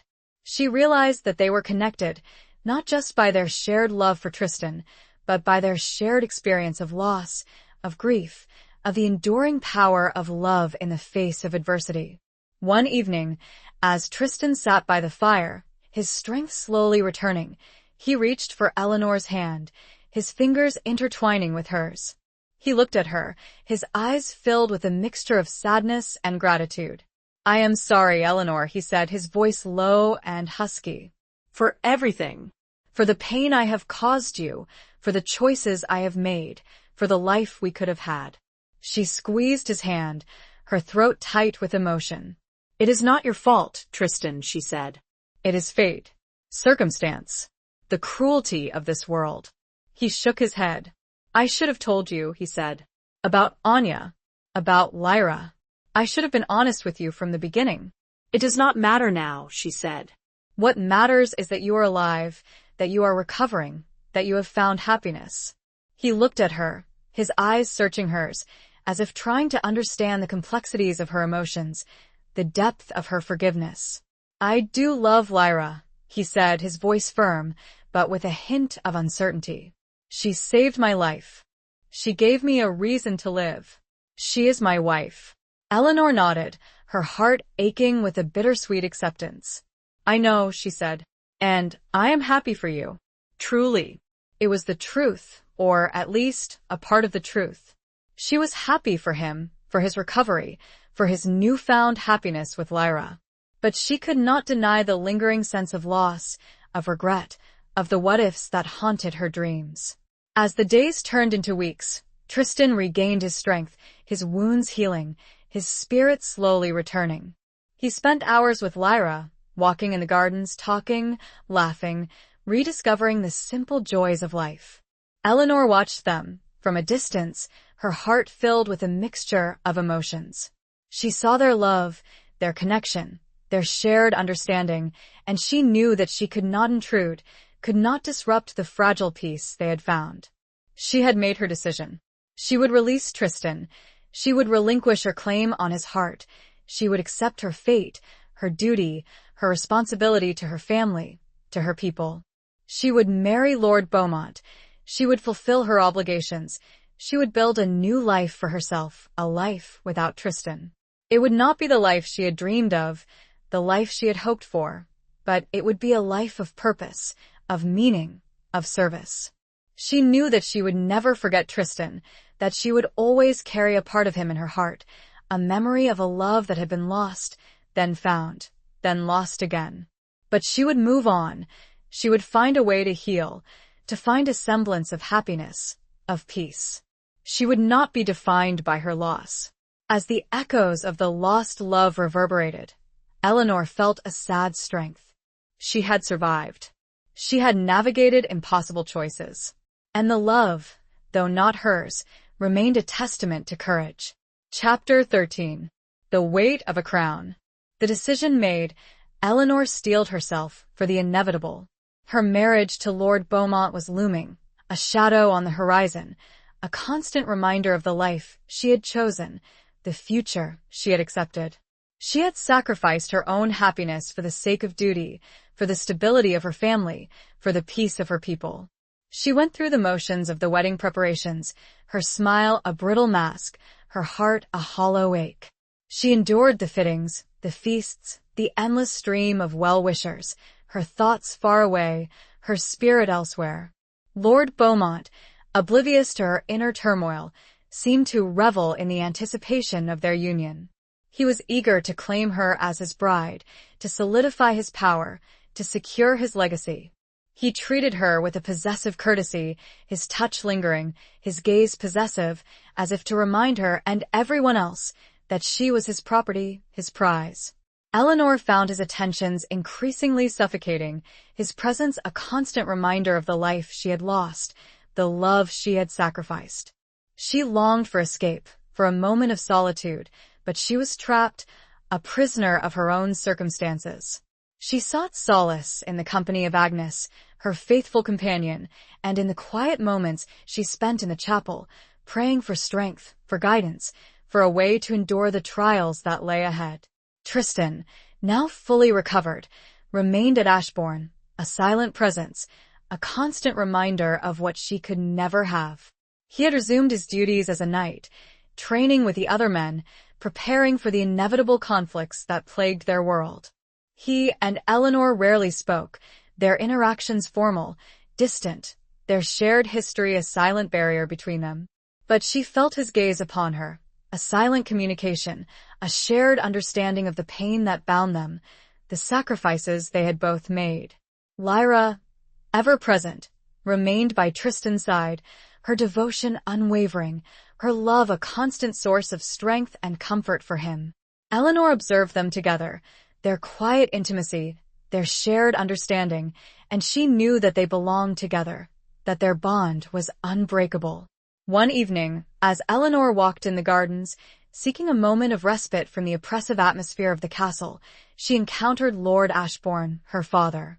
He looked at her, his eyes filled with a mixture of concern and understanding. "Eleanor," he said, his voice gentle, "are you certain about this? About marrying Lord Beaumont?" She hesitated, her throat tight with emotion. She wanted to tell him the truth, to confess her doubts, her fears, her lingering love for Tristan. But she knew she could not. She had made her decision, and she would not burden him with her regrets. "I am, father," she said, her voice firm, despite the tremor in her heart. "It is my duty." It is what is best for our family, for our people. Lord Ashbourne nodded, his gaze softening. He understood. He had always understood, she realized, but he had been bound by the same constraints, the same obligations, the same expectations that govern their lives. He is a powerful man, Lord Beaumont, he said. He will protect you. He will provide for you. Protect her? Provide for her? Eleanor almost laughed, a bitter, hollow sound. She did not need protection. She did not need provision. She needed love. She needed freedom. She needed a life of her own choosing. But she knew she could not have those things. She had made her choice, and she would live with the consequences. I know, Father, she said, her voice weary. I am prepared. Lord Ashbourne placed a hand on her arm, his touch surprisingly gentle. You are a strong woman, Eleanor, he said. Stronger than you know. You will endure. You will find a way to be happy. Happy. The word echoed in her mind, a distant, unattainable dream. She doubted she would ever be truly happy again, but she would survive. She would endure. She would find a way to make the best of her circumstances, to fulfill her duty, to live a life of purpose, even if it was not the life she had envisioned. She looked up at the sky, the vast expanse of stars a reminder of the infinite possibilities, the paths not taken, the loves lost and found. The weight of her decision, the weight of a crown she did not want, pressed down on her, heavy and suffocating. But she would bear it. She would carry it with grace, with dignity, with a strength she did not know she possessed. She had a duty to fulfill. But now she had another. She was carrying Tristan's child. It was a secret she would take with her, into her new life. It had to be. Chapter 14. A tapestry of lies. The secret was a heavy burden, a constant weight on Eleanor's heart. She carried Tristan's child, a life conceived in a moment of desperate love, a moment of forbidden passion, a moment that had changed her destiny forever.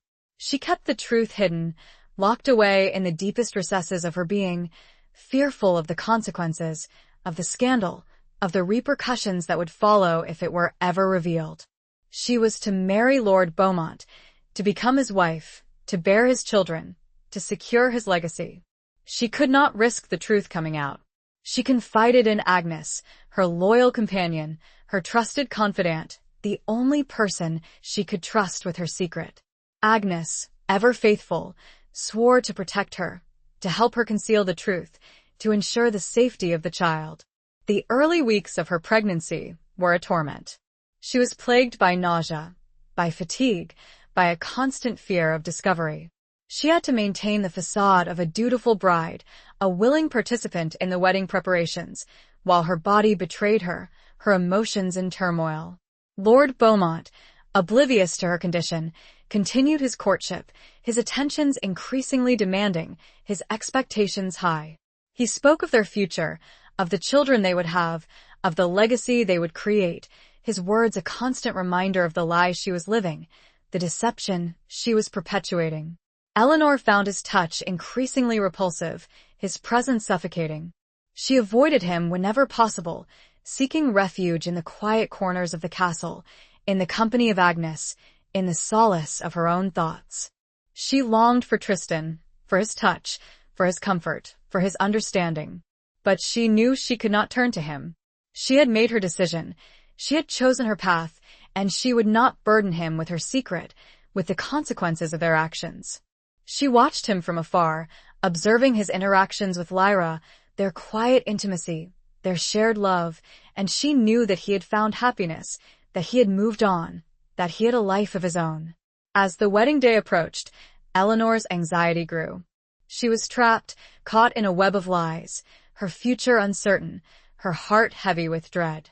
She knew she could not go through with the marriage, not with the secret she carried, not with the love she still felt for Tristan. She considered running away, escaping to a distant land where she could raise her child in peace, away from the scrutiny of the court, away from the constraints of her duty. But she knew it was impossible. She was Lady Eleanor of Ashbourne, a woman of noble birth, her fate intertwined with that of her family, her people. She could not abandon them. She could not bring shame upon her house. She considered confessing the truth to Lord Beaumont, revealing her pregnancy, accepting the consequences, whatever they might be. But she feared his wrath, his violence, his potential to harm her, to harm the child. She was trapped, with no way out, her options dwindling, her desperation growing. She prayed for a miracle, for a sign, for a way to escape the impossible situation she found herself in.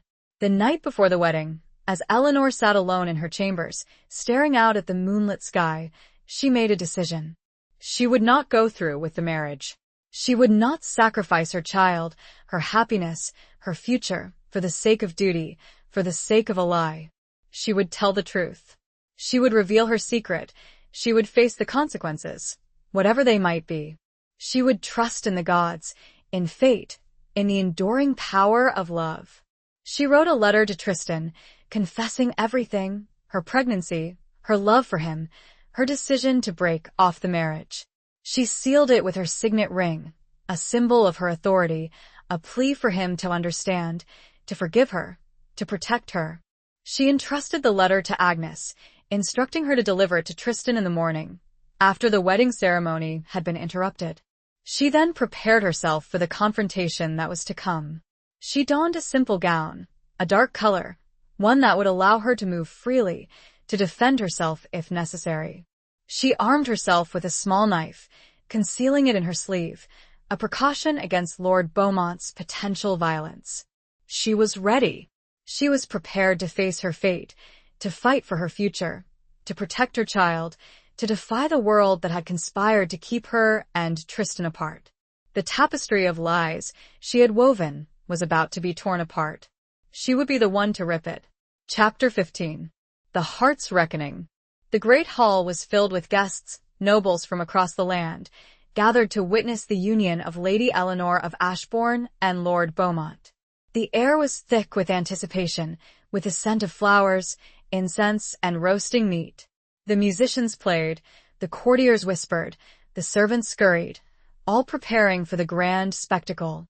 Eleanor stood at the altar, her heart pounding, her hands trembling. She wore a gown of white and gold, a symbol of purity, of innocence, a mockery of the truth she carried within. Her face was pale, her eyes shadowed, her smile a brittle mask. Lord Beaumont, resplendent in his finery, stood beside her, his face flushed with pride, his gaze possessive. He was eager to claim her as his bride, to solidify his power, to secure his legacy. He had no idea of the storm that was about to break, of the secret that was about to be revealed. The priest began the ceremony, his voice booming through the hall, reciting the ancient vase, the sacred promises that bound a man and a woman together in marriage. Eleanor listened, her mind racing, her heart aching. She could not go through with this. She could not lie to the gods, to herself, to Tristan. As the priest reached the crucial moment, the exchange of vows, Eleanor took a deep breath, steeling herself for the confrontation that was to come.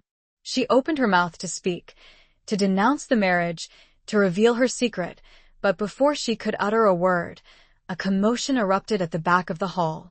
The doors burst open, and Tristan strode in, his face grim, his eyes blazing with a mixture of anger and determination.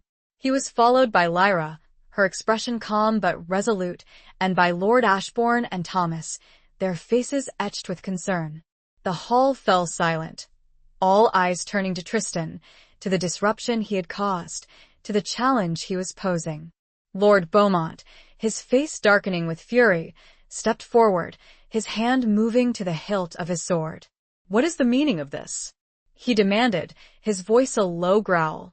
"How dare you interrupt this sacred ceremony?" Tristan ignored him, his gaze fixed on Eleanor.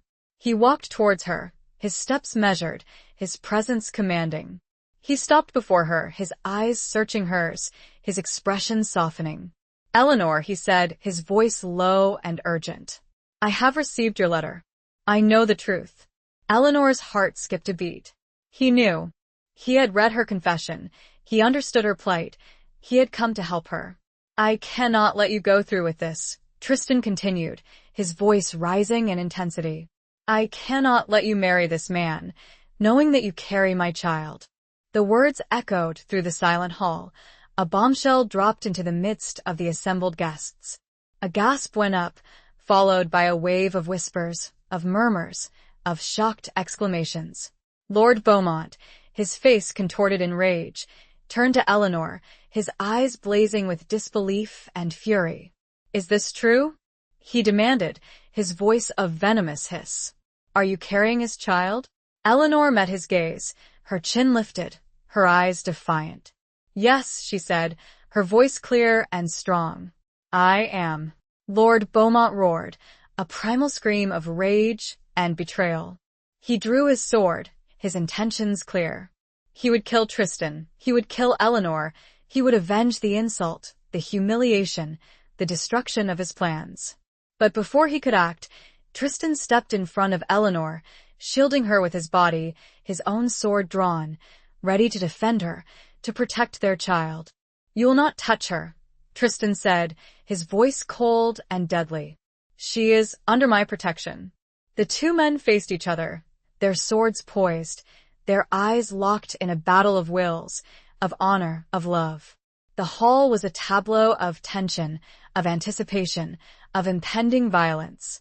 Lyra stepped forward, her voice calm and clear, addressing the assembled guests. "This marriage is a sham," she said. "It is based on a lie. Lady Eleanor does not love Lord Beaumont. She loves Tristan, and she carries his child." Lord Ashbourne, his face pale but resolute, stepped forward to support Lyra's claim. "It is true," he said. "My daughter was forced into this arrangement. She was coerced, threatened. She acted out of duty, out of fear, but her heart belongs to another." Thomas, his face filled with remorse and regret, added his voice to the chorus of truth. "I was wrong," he said. "I was misled. I should have stood by my sister. I should have defended her honor. I apologized to her and to Tristan." The tide had turned. The truth had been revealed, the lies exposed, the balance of power shifted. Lord Beaumont, isolated and enraged, found himself facing not just Tristan, but the combined opposition of Eleanor's family, of Lyra, of the assembled guests, who now murmured their disapproval, their condemnation. He realized that he had lost. He had been defeated, not by force of arms, but by the power of truth, by the enduring strength of love. He lowered his sword, his shoulders slumping, his face a mask of defeat and despair. He turned and walked away, disappearing into the crowd, his dreams shattered, his ambition thwarted, his future uncertain. The hall erupted in cheers, in applause, in a wave of relief and celebration. Eleanor and Tristan, their hands clasped together, their eyes locked in a gaze of love and gratitude, stood at the center of it all, their hearts overflowing with joy, with hope, with the promise of a new beginning. They had finally chosen, and it was each other. Chapter 16. The storm breaks. The immediate chaos subsided, replaced by a stunned silence, then a growing murmur of conversation as the assembled guests processed the dramatic turn of events. Eleanor, still trembling from the confrontation, felt Tristan's hand tighten around hers, a reassuring anchor in the swirling storm of emotions. Lord Ashbourne stepped forward, his voice regaining its usual authority, though tinged with a weariness that spoke volumes. "This assembly is dissolved," he declared. "The marriage will not take place. We will reconvene at a later date to discuss the implications of these revelations." The guests, a mixture of shocked, excited, and disappointed, began to disperse, their whispers following them like shadows. Eleanor felt their eyes on her, some sympathetic, some judgmental, but she no longer cared. The truth was out, the burden lifted, and she was free. Free, but not unscathed. The consequences of her actions, of Tristan's intervention, of Lord Beaumont's humiliation, were yet to be fully realized. She knew that their troubles were far from over, that the storm had only just begun to break. Lyra approached them, her expression calm and serene, despite the turmoil that had just unfolded. She looked at Tristan, her eyes filled with a love that was both selfless and profound. You did the right thing, she said, her voice soft but firm. You protected her. You protected your child. Tristan nodded, his gaze lingering on Lyra with a mixture of gratitude and affection. Thank you, he said. For everything. For understanding, for supporting me, for letting me go. Lyra smiled. A sad, knowing smile. You were never mine to keep, Tristan, she said. Your heart belonged to another. I knew that from the beginning. She turned to Eleanor, her eyes meeting hers with a quiet understanding, a shared empathy. Take care of him, she said. Take care of your child. Be happy. Eleanor felt a lump in her throat, her eyes welling with tears. She reached out to Lyra, embracing her in a gesture of gratitude, of respect, of a bond forged in the crucible of shared adversity. Thank you, Eleanor whispered, her voice choked with emotion. For everything. For saving his life, for giving him a reason to live, for loving him. Lyra returned the embrace, her touch gentle and reassuring. Then, she stepped back, her gaze lingering on Tristan one last time. She nodded, a silent farewell, and turned and walked away, disappearing into the crowd, her figure blending into the shadows. Eleanor and Tristan were left alone, standing hand in hand, facing an uncertain future. The storm clouds gathered, both literally and figuratively. The repercussions of their actions were about to be felt. As if on cue, a thunderclap echoed through the hall, followed by a torrential downpour of rain. The wind howled, rattling the windows, the torches flickering, casting long, dancing shadows on the walls. Lord Ashbourne approached them, his face grim. We need to talk, he said. Privately. Now. They followed him to a small, secluded chamber, away from the prying eyes and ears of the remaining guests and servants. Thomas joined them, his expression contrite, his demeanor subdued. What have you done, Eleanor? Lord Ashbourne asked, his voice a mixture of anger and despair. Do you realize the consequences of your actions?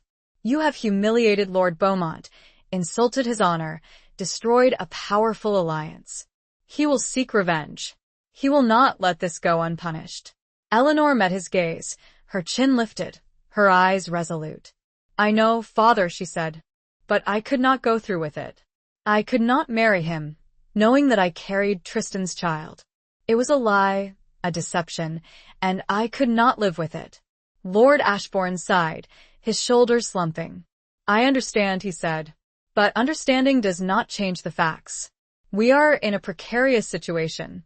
Lord Beaumont has many allies, many friends in high places. He will use his influence, his power, to retaliate. We must be prepared. Thomas spoke up, his voice hesitant. I will stand with you, father, he said. With Eleanor. With Tristan. I was wrong to support Lord Beaumont. I will do everything I can to make amends. Lord Ashbourne nodded, his gaze softening. Thank you, Thomas, he said. We will need all the support we can get. Tristan stepped forward, his voice firm and determined. I will protect Eleanor, he said. And our child. I will fight for them. I will die for them, if necessary. Lord Ashbourne looked at him, his eyes assessing, his expression softening further. He saw the strength, the courage, the unwavering love in Tristan's gaze, and he knew that he had made the right choice, that his daughter had made the right choice. Very well, Lord Ashbourne said. We will face this together. As a family, we will prepare for war, if necessary. But we will not yield. We will not surrender. We will defend our honor, our home, our love. The storm raged outside, mirroring the turmoil within the castle walls, within their hearts. But amidst the chaos, amidst the fear, amidst the uncertainty, there was a glimmer of hope, a spark of defiance, a belief in the enduring power of love, of family, of loyalty. They would face the storm together, and they would emerge, stronger and more united than ever before. The question was not whether they would survive, but what price they would pay. Chapter 17. Beyond the battlefield. The weeks that followed were a tense and uneasy truce. Lord Beaumont had retreated, licking his wounds, plotting his revenge. He had sent messengers to his allies, calling in favors, spreading lies and accusations, demanding justice for the insult he had suffered. Lord Ashbourne, in turn, had fortified his defenses, strengthened his alliances, prepared for the inevitable conflict. He had sent messengers to neighboring lords, seeking their support, promising rewards, appealing to their sense of honor and justice. The land was divided, split between those who supported Lord Beaumont and those who sided with Lord Ashbourne, with Eleanor and Tristan. The threat of war hung heavy in the air, a constant reminder of the precariousness of their situation. Eleanor, her pregnancy progressing, found herself confined to the castle walls, her movements restricted, her freedom curtailed. She was protected, guarded, but also isolated, a prisoner of her own circumstances. She longed for Tristan, for his touch, for his comfort, for his reassurance. But he was busy, occupied with training the men, preparing for battle, defending their home. They had stolen moments together, brief encounters in the corridors, whispered conversations in the darkness, but their time together was limited, their future uncertain. She spent her days with Agnes, her faithful companion, preparing for the arrival of her child. They sewed clothes, gathered supplies, made plans for the future, a future that might never come. She also spent time with Thomas, her brother, who had become her unlikely ally, her protector. He had repented his earlier betrayal, his support of Lord Beaumont, and he was determined to make amends, to prove his loyalty to his sister, to his family. He trained with Tristan, honing his skills as a knight, preparing to fight alongside him, to defend their home, their honor. He also spent time with Eleanor, talking to her, comforting her, reassuring her that everything would be all right. One evening, as Eleanor and Thomas sat together in the gardens, watching the sunset, he spoke of Lyra, of her departure, of the void she had left behind. She was a good woman, he said, his voice tinged with sadness. She loved Tristan. She saved his life. She deserved better. Eleanor nodded, her heart aching for Lyra, for the sacrifice she had made, for the love she had given so freely. She did, she said. But she also knew that Tristan's heart belonged to me. She accepted that. She let him go. It takes a special kind of strength to do that, Thomas said. To love someone so much that you are willing to let them go, to wish them happiness, even if it is not with you. Eleanor looked at him, her eyes filled with a newfound respect for her brother. He had grown, he had matured, he had learned from his mistakes. He had become a man of honor, a man of courage, a man she could rely on. You have changed, Thomas, she said, her voice soft. You have become a good man. He smiled, a genuine smile, one that reached his eyes. Thank you, Eleanor, he said. That means a lot to me. They sat in silence for a moment, watching the colors of the sunset fade, the stars beginning to appear in the darkening sky. The threat of war still loomed, but for a brief moment, they found peace, a connection, a shared understanding of the challenges they faced, the love that bound them together. But the peace was shattered by the arrival of a messenger, his face grim, his clothes stained with mud and sweat. He brought news from the border, from the front lines of the impending conflict. Lord Beaumont had launched his attack. His forces had crossed the river, invaded their lands, were marching towards Ashbourne Castle. The war had begun. Eleanor felt a surge of fear, a cold dread that gripped her heart. She thought of Tristan, of his safety, of the danger he faced. She thought of her child, of the uncertain future that lay ahead. She looked at Thomas, her eyes pleading, her voice trembling. What will happen now? She asked. He met her gaze, his expression resolute, his voice firm. We will fight, he said. We will defend our home, our family, our honor. We will not surrender. We will not yield. We will win.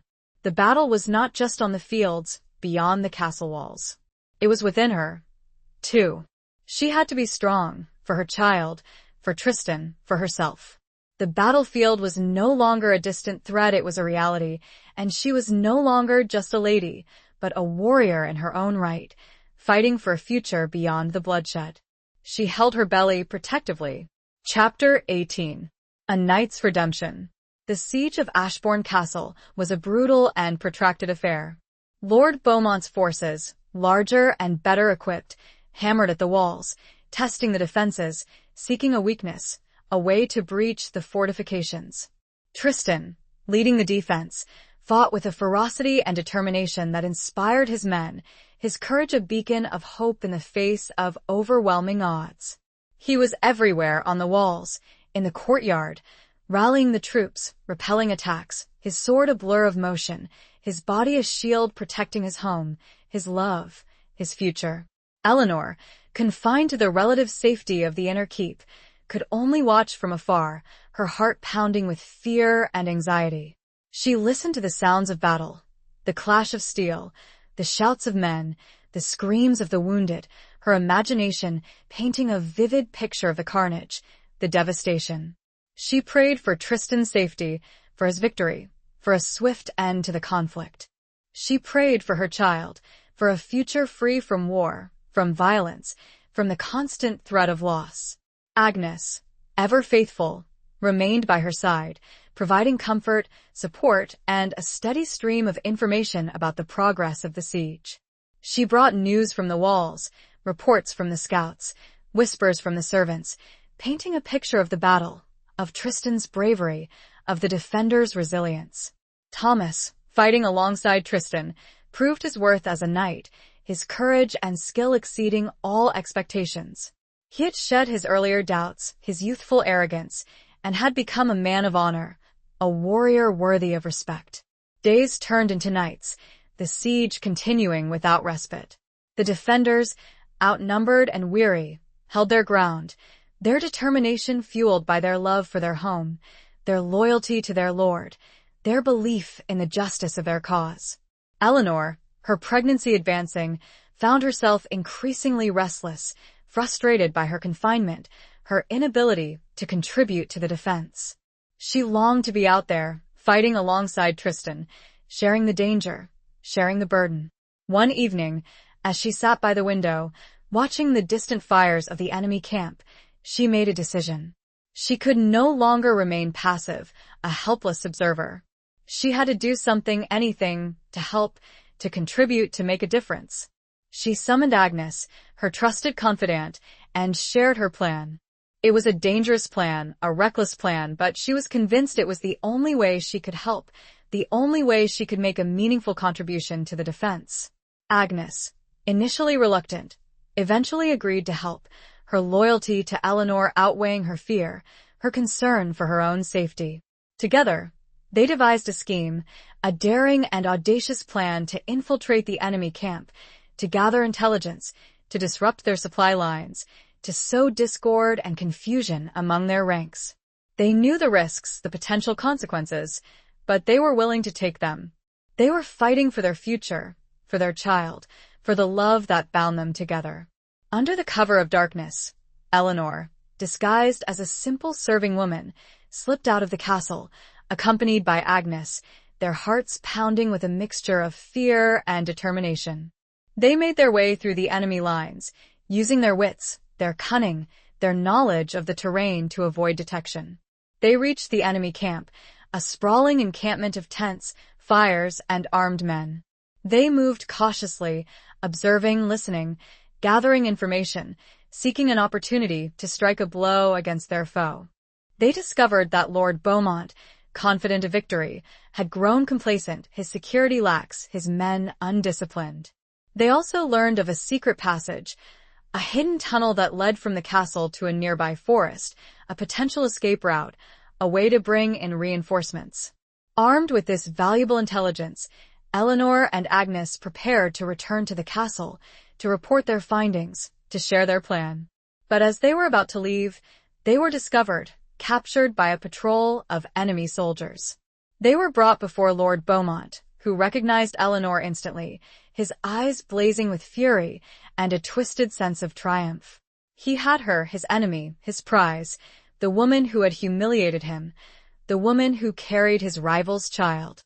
"So, Lady Eleanor," he sneered, his voice dripping with malice. "You thought you could outwit me? You thought you could escape your fate? You were wrong." Eleanor met his gaze, her chin lifted, her eyes defiant. "I am not afraid of you, Beaumont," she said, her voice clear and strong. "You may have captured me, but you will not break me. You will not win." Lord Beaumont laughed, a cruel, mocking sound. "We shall see," he said. "We shall see." He ordered her imprisoned, bound and guarded, awaiting his pleasure, his revenge. But even in captivity, Eleanor did not lose hope. She knew that Tristan would come for her. He would not abandon her. He would not let her fall into the hands of his enemy. She clung to that belief, that hope, that love, as she awaited her fate, her future uncertain, her life hanging in the balance. But even facing death, she would not surrender. Tristan, upon discovering Eleanor's disappearance, acted. He did not attack wildly. He did not despair. He prepared. And then, with only a handful of his best men and Thomas at his side, he rode out, under the cover of darkness. He used the passage Eleanor and Agnes had discovered.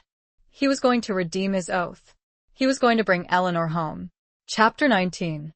The Dawn of Forgiveness. Tristan and his small band of men moved like shadows through the night, utilizing the secret passage Eleanor and Agnes had discovered. The tunnel was narrow, damp, and claustrophobic, but it offered a safe and undetected route into the heart of the enemy camp.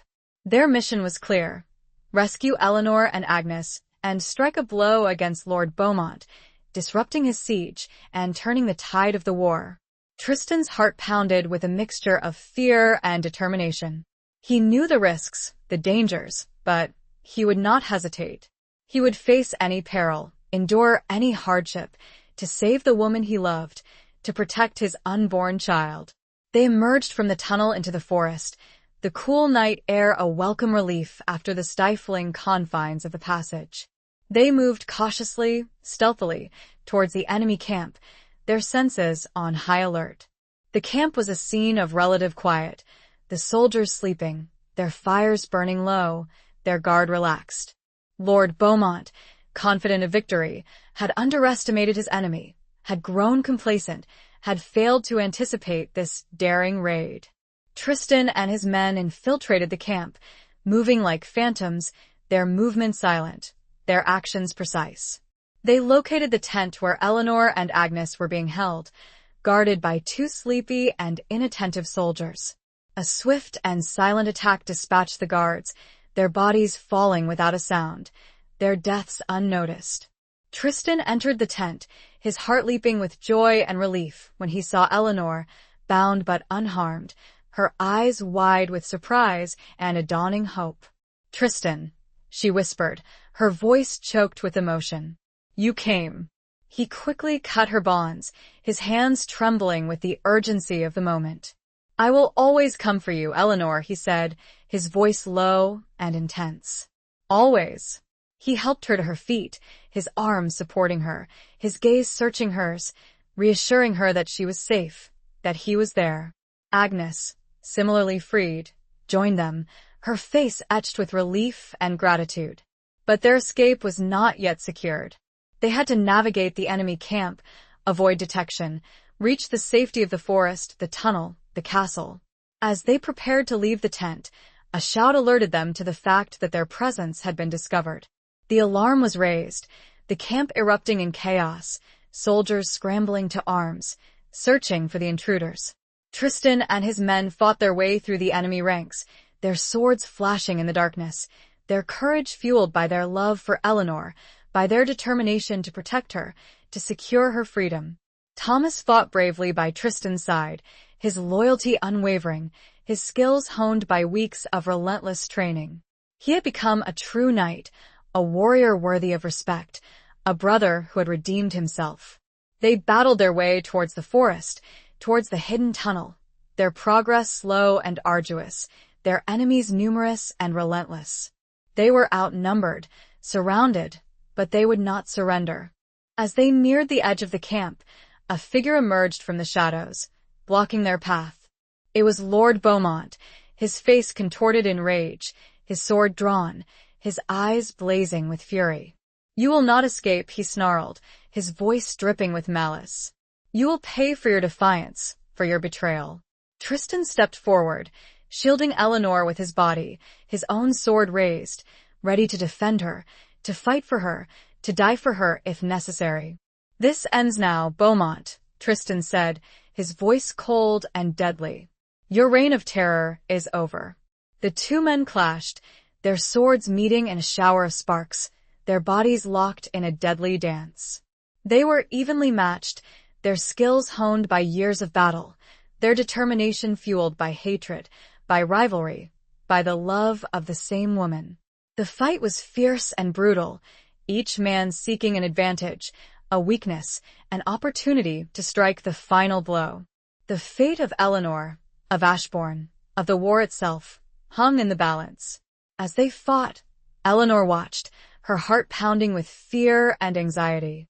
She saw Tristan's strength, his courage, his unwavering determination, but she also saw his vulnerability, his fatigue, the toll the battle was taking on him. She knew she had to do something, anything, to help him, to tip the balance in his favor. She looked around, searching for a weapon, an object, anything she could use to intervene. Her gaze fell upon a discarded torch, lying on the ground, its flames still burning. An idea, a desperate, reckless idea, formed in her mind. She picked up the torch, her hands trembling, her heart pounding. She waited for the right moment, the opportune time to strike. As Tristan and Lord Beaumont continued their deadly duel, their swords clashing, their bodies straining, Eleanor saw her chance. Lord Beaumont, momentarily off balance, exposed his flank, his attention focused solely on Tristan. Eleanor lunged forward, thrusting the burning torch towards Lord Beaumont's face. The flames caught his hair, his beard, his clothing, engulfing him in a sudden burst of fire. He screamed, a horrifying, blood-curdling scream, his body flailing, his sword dropping from his grasp. He stumbled back, blinded by the flames, his flesh burning, his life ebbing away. Tristan, seizing the opportunity, delivered the final blow, his sword piercing Lord Beaumont's heart, ending his reign of terror, his life of cruelty, his pursuit of revenge. The battle was over. The enemy was defeated. Eleanor was safe. Tristan turned to her, his eyes filled with a mixture of relief, gratitude, and a profound love. He embraced her, holding her tight, his body trembling with the aftermath of the fight, with the release of tension, with the overwhelming joy of victory. "It is over," he whispered, his voice hoarse. "You're safe. We are safe." Eleanor clung to him, her tears flowing freely, her heart overflowing with love, with gratitude, with a sense of relief that was almost overwhelming. They had survived. They had overcome the odds. They had won. And now a new dawn was breaking. The dawn was not just the rising sun, painting the sky with hues of hope.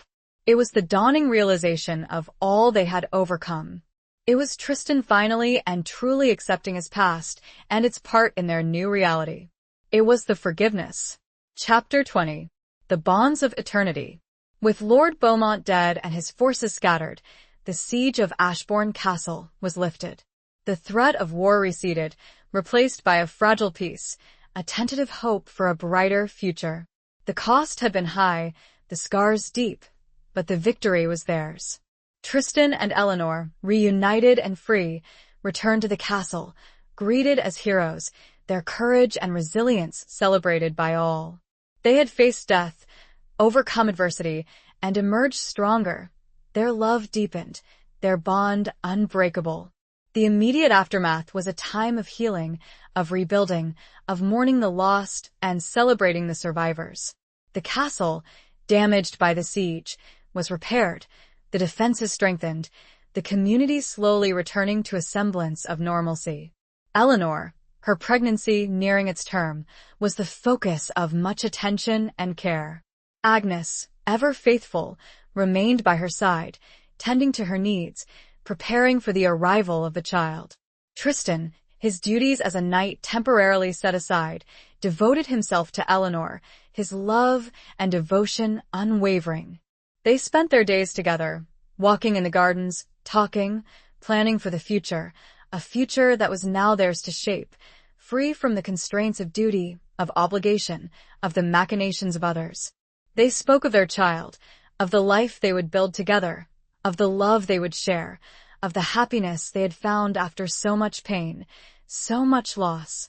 They also spoke of Lyra, of her sacrifice, of her selfless love for Tristan, of the debt they owed her. They decided to honor her memory, to ensure that she was never forgotten, to tell their child of her bravery, her kindness, her unwavering devotion. One evening, as Eleanor and Tristan sat by the fire in their chambers, sharing a quiet moment of intimacy, Eleanor felt the first pangs of labor. The time had come. The child was ready to be born. Agnes was summoned, preparations were made, the castle bustling with a mixture of excitement and anxiety. Tristan, his face a mask of concern and anticipation, remained by Eleanor's side, holding her hand, whispering words of encouragement, his love a constant source of strength and comfort. The labor was long and arduous, but Eleanor endured, her determination fueled by her love for Tristan, by her desire to bring their child into the world, by the hope for a new beginning. Finally, after hours of struggle, the child was born. A healthy baby boy, his cries filling the chamber, announcing his arrival, his presence a symbol of hope, of renewal, of the enduring power of love. Tristan, tears streaming down his face, held his son in his arms, his heart overflowing with joy, with gratitude, with a love so profound it defied description. He looked at Eleanor, his eyes filled with adoration, with respect, with a bond that transcended all others. "He is beautiful, Eleanor," he whispered, his voice choked with emotion. "He is our future." Eleanor, exhausted but radiant, smiled, her heart filled with a happiness she had never known before. She reached out to touch her son, her fingers tracing the delicate features of his face, her love for him overwhelming, unconditional. They named him Arthur, a name that symbolized strength, courage, and honor, a name that reflected their hopes for his future, a name that echoed the legendary tales of chivalry and heroism. With Arthur's birth, a new chapter began in their lives. They were no longer just lovers, they were parents, their bond strengthened, their love deepened, their future intertwined. They raised Arthur together, surrounded by love, by family, by a community that had been forged in the crucible of war and adversity. They taught him the values of honor, courage, loyalty, and compassion, the lessons they had learned through their own trials and tribulations. Years passed, and their love endured, growing stronger with each passing season. They faced challenges, they overcame obstacles, but they always did so together, their bond unbreakable, their love a constant source of strength and comfort. They had found their happily ever after, not in a fairy tale, but in the reality of their lives, in the love they shared, in the family they had created, in the bonds of eternity that tied them together. Their journey was far from over, but there was peace. There was joy. There was hope for a future, unburdened by the ghosts of the past, but informed and enriched by its lessons. Epilogue. The sun set over Ashbourne Castle, casting long shadows across the rolling hills and verdant fields. Years had passed since the siege, since the tumultuous events that had reshaped their lives, since the birth of Arthur, their son, their hope, their future. Eleanor and Tristan, their hair now streaked with silver, stood hand in hand on the battlements, watching the fiery spectacle of the descending sun. They were older, weathered by time and experience, but their love remained, a constant, unwavering flame that had endured through trials and tribulations, through war and peace, through loss and renewal. Arthur, now a young man, strong and handsome, trained in the arts of knighthood, stood beside them, his presence a testament to their enduring love, to the legacy they had created. He had grown into a man of honor, of courage, of compassion, embodying the values they had instilled in him, the lessons they had learned through their own struggles. He was betrothed to a kind woman of noble birth. It had all been arranged peacefully and with the blessings of all involved. Below them, the castle bustled with life, the sounds of laughter, of music, of everyday activity echoing through the courtyard. The scars of the past had faded, replaced by a sense of peace, of prosperity, of a community rebuilt, stronger and more united than ever before. Eleanor leaned against Tristan, her body still finding comfort in his presence, her heart still filled with a love that had defied time, distance, and adversity. She looked at him, her eyes meeting his, and saw the same love reflected back, a bond that transcended words, a connection that had been forged in the crucible of shared experience. "Do you ever think of what might have been?" she asked, her voice soft, a hint of wistfulness in her tone. Tristan smiled, a gentle, knowing smile. "Sometimes," he admitted, "but I do not regret the choices we made. We fought for our love, for our future, for our family, and we won." "We did," Eleanor agreed, her heart swelling with gratitude and a profound sense of contentment. "We faced the darkness, and we found the light." Arthur, sensing the intimacy of the moment, quietly excused himself, leaving his parents alone to their reflections, to their shared memories, to their enduring love.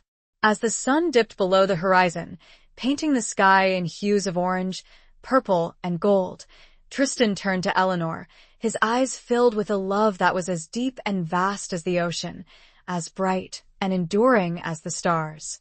He gently cupped her face in his hands, his thumbs tracing the lines that time and experience had etched upon her skin, lines that told a story of courage, of resilience, of a love that had conquered all. "I love you, Eleanor," he whispered, his voice hoarse with emotion. "More than words can say. More than life itself."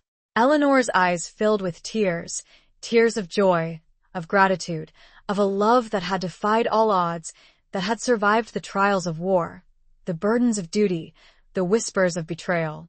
"And I love you, Tristan," she replied, her voice trembling with emotion. "Always and forever." He leaned down and kissed her, a tender, passionate kiss that sealed their vows, their promises, their enduring love. It was a kiss that spoke of a past filled with challenges, a present filled with peace, and a future filled with hope. As the stars began to appear in the darkening sky, illuminating the world with their celestial glow, Eleanor and Tristan stood together, silhouetted against the fading light, their love a beacon of hope, a testament to the enduring power of the human spirit, a story that would be told and retold for generations to come. The story of the knight, the lady, and the love that had conquered all.